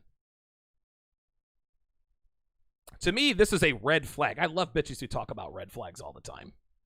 To me, this is a red flag. It shows that he is impressionable when it comes to terrible advice and needs to find silly ways to prove himself as the big man. Do you see how they try to make our community, oh, this is just toxic masculinity. You need to be a big man. You're goddamn right, I need to be a big man. And there's nothing wrong with wanting to be a big man. Women try to sort of, how can I put this? They try to make what we talk about here, they try to make it seem adolescent. Oh, you got to be macho and masculine. Well, yes, that's not what we call it. It's not called being a big man. It's just called being a man. It shows that he is insecure and puts his worth in what you do instead of who he is and what he can do. Again, that makes no sense. You need to talk to him about this. What he is doing is abusive behavior. There you go. You see that? Abusive behavior. You see, it's not easy to cheat on a man who sits there and listens to you talk on the phone. So that's now abusive behavior. Let me continue with that. It says one thing is being assertive and taking the lead, and another thing is monitoring your calls and controlling your life. You see, all of a sudden she went from 0 to 260. Monitoring a woman's calls is not controlling her life. Just like the woman said before, if a woman wants to cheat, she can cheat. A man cannot control a woman. It can't be done. You should not want to control a woman. You can control what you do. And what you do is you let a woman know, hey, if you want to be with me, guess what? You're going to make phone calls in front of me. That's just how this is. That's not something I would do, but if a man wants to do that, I'm not going to fault him for that. Controlling your life. Give me a break. It doesn't sound healthy at all. What did I just tell you?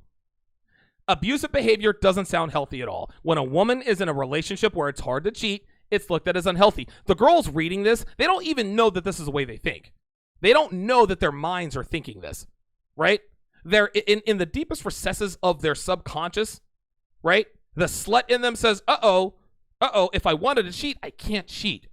So the fact that he's monitoring her phone calls means that I can't cheat easily. Oh, toxic relationship, not healthy. I've heard some of Donovan Sharpe, and he has a very dim opinion of women. Well, yes, I do, because women are indeed dim. Sharpe could be warping your boyfriend's mind. Can we hear more about your boyfriend? Like, how did he come across these podcasts? I'm sorry you're going through this. Let's read the last one here. I'm sorry you went through, and I understand how you came across those conclusions about women. This is what I'm getting. You had experiences with women that match up with Donovan Sharpe's experience with women, and that is an experience many men have had. But not all men have had these experiences. I know lots of women that wouldn't act like this, and even if I didn't, it's statistically unlikely no woman would act differently from how you described. Sorry for the rant, but this is my issue with the Red Pill community. The experiences you've had with women don't translate to all women. Translation, not all women are like that. DDJ said it best when he said, every woman is a slut if you catch her on the right day.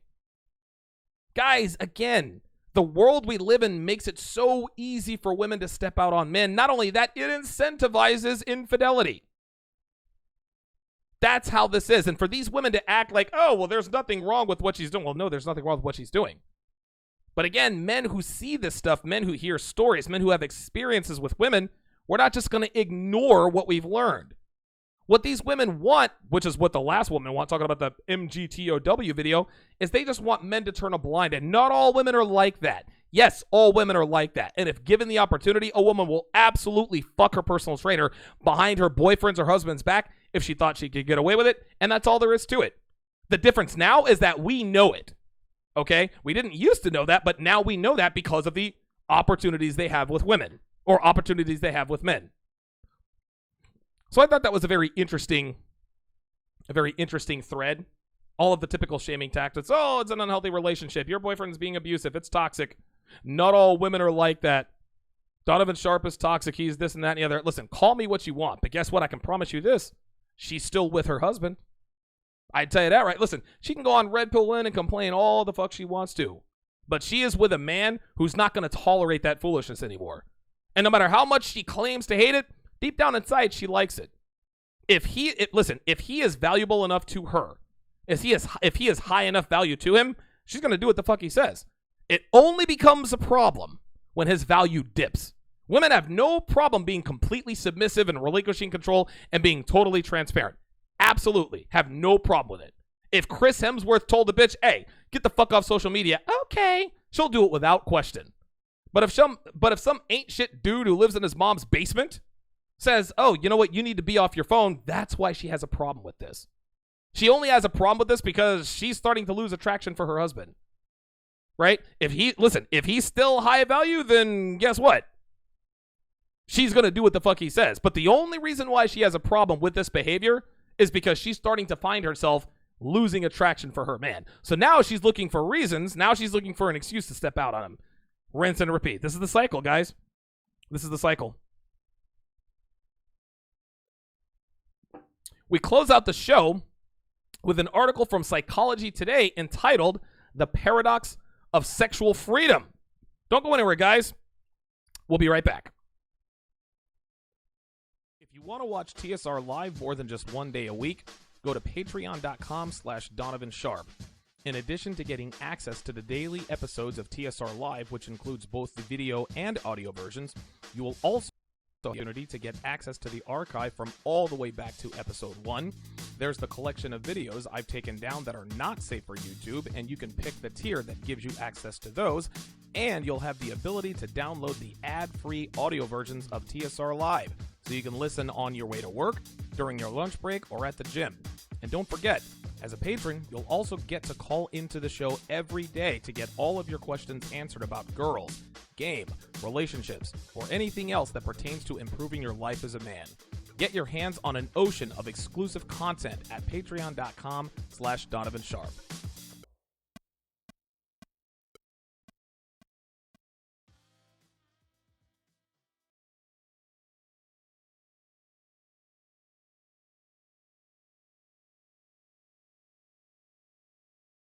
Stairs get exchanged till the tits come out. The good girl disappeared and the nymph come out. That nigga, young niggas who they whisper about. Getting checks made out to the biz account. Count Basie and Sammy Davis, niggas in Paris. Days off in April, but no. Welcome back to the show. No comparison to the guys that act Appreciate tough. you guys sticking around. Very, very good show today, guys. Got a lot done. Had some good discussions. Very, very good phone calls too, man. I absolutely love doing these call-in shows. These shows are actually quite long. I'm actually thinking about doing a call-in show every day. I'm not 100% certain that that's what I want to do, but I want to do them more than one day a week because I really do enjoy the hell out of these. I really do. I saw a comment in the chat from Michael Mokanu that says the problem is he's doing this now rather than in the beginning of a relationship. 1000% correct, guys. The only reason she has a problem with this is because this is the first time he's doing it. He's just now doing this. This is why I tell men all the time, and I talk about it in my course, How to Build a Quality Woman from the Ground Up. You have to set the tone early. You can't let a woman get away with some sort of behavior and then try to tighten the screws later. No. You got to let her know from the beginning of the relationship, I don't commit to women who text their exes. You're not giving her an ultimatum, you're giving her choices. I don't commit to women who go to the club every Friday night. I don't commit to women who go to bars or clubs. I don't commit to women, I don't get in relationships with women on social media. Are you telling me that if I'm on social media, we're finished? No, we're never finished because there was never a beginning, right? The only time a woman has a problem with a man requiring these behaviors is when he just then starts doing it. She has a huge problem with it because he's never really done that before. This is why I tell guys, nip this stuff in the bud. Stop committing to these women before you establish the rules. If she doesn't want to follow the rules, fine. You can't make a woman do anything she doesn't want to do. But what you can do is you can control yourself. Do not commit to women who are not in line with what you tell them to do. If they don't want to do it, don't hold it against them. Just keep fucking them with no commitment. But if they want your commitment, they absolutely, positively have to follow your rules. If they don't get mad. Just don't commit.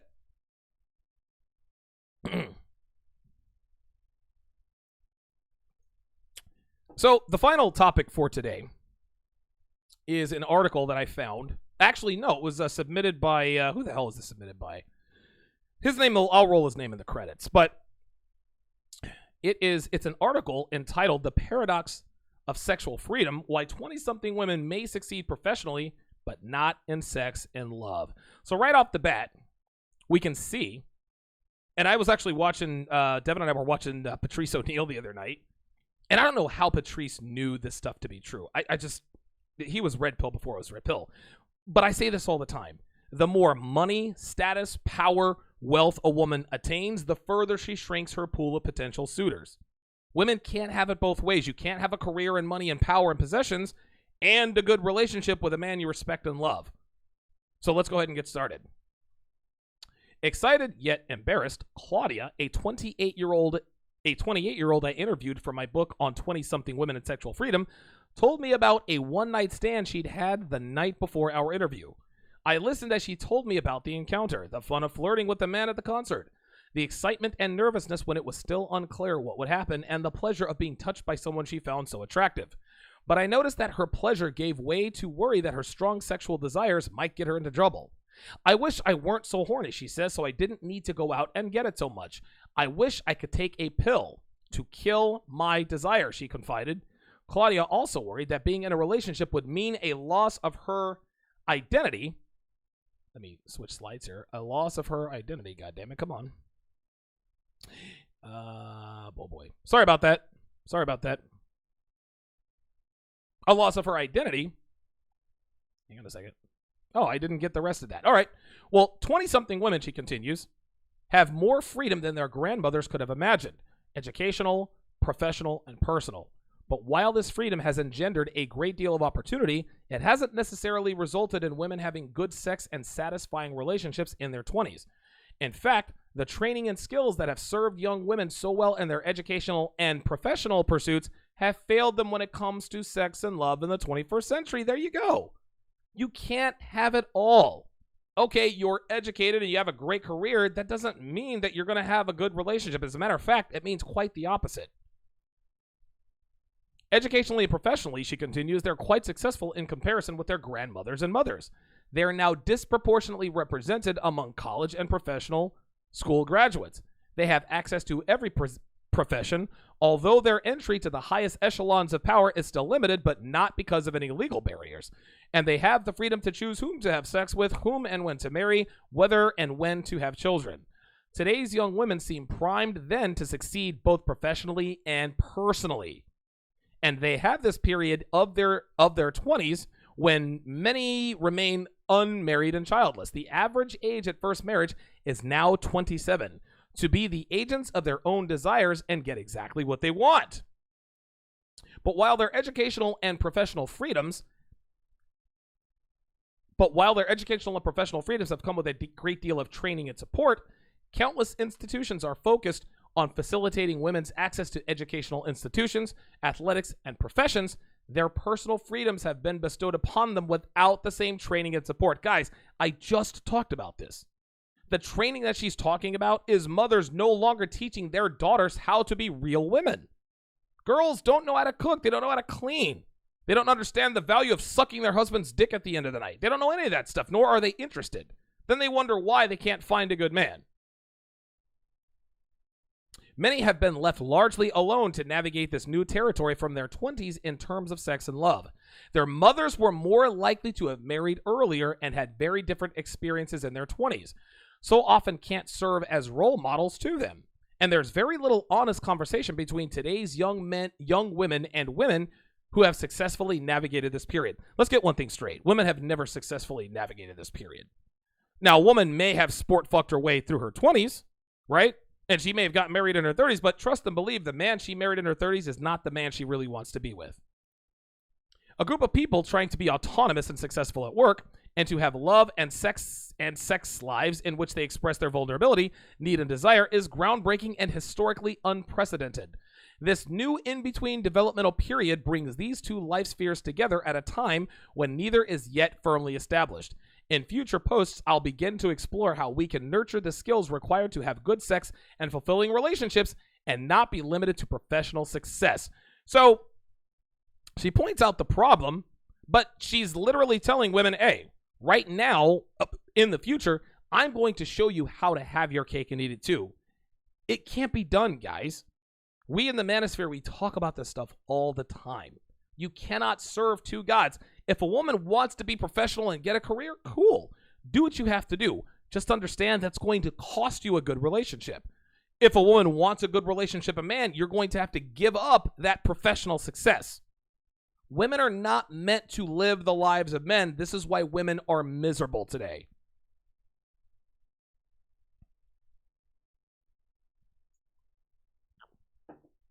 My thanks goes out to my super chatters, Grovlite12, Ravenite, Freelance Run, and Mr. Darkman, Overdose 916, Chris Kaysen, Christian Frillis Sorensen with the 100 DKs, I think that equates to $14.15, says, I used to call myself MGTOW, but was basically a scab. Now I go to the gym and I'm trying to overcome my mental personality disorder. I know now it's women's fault.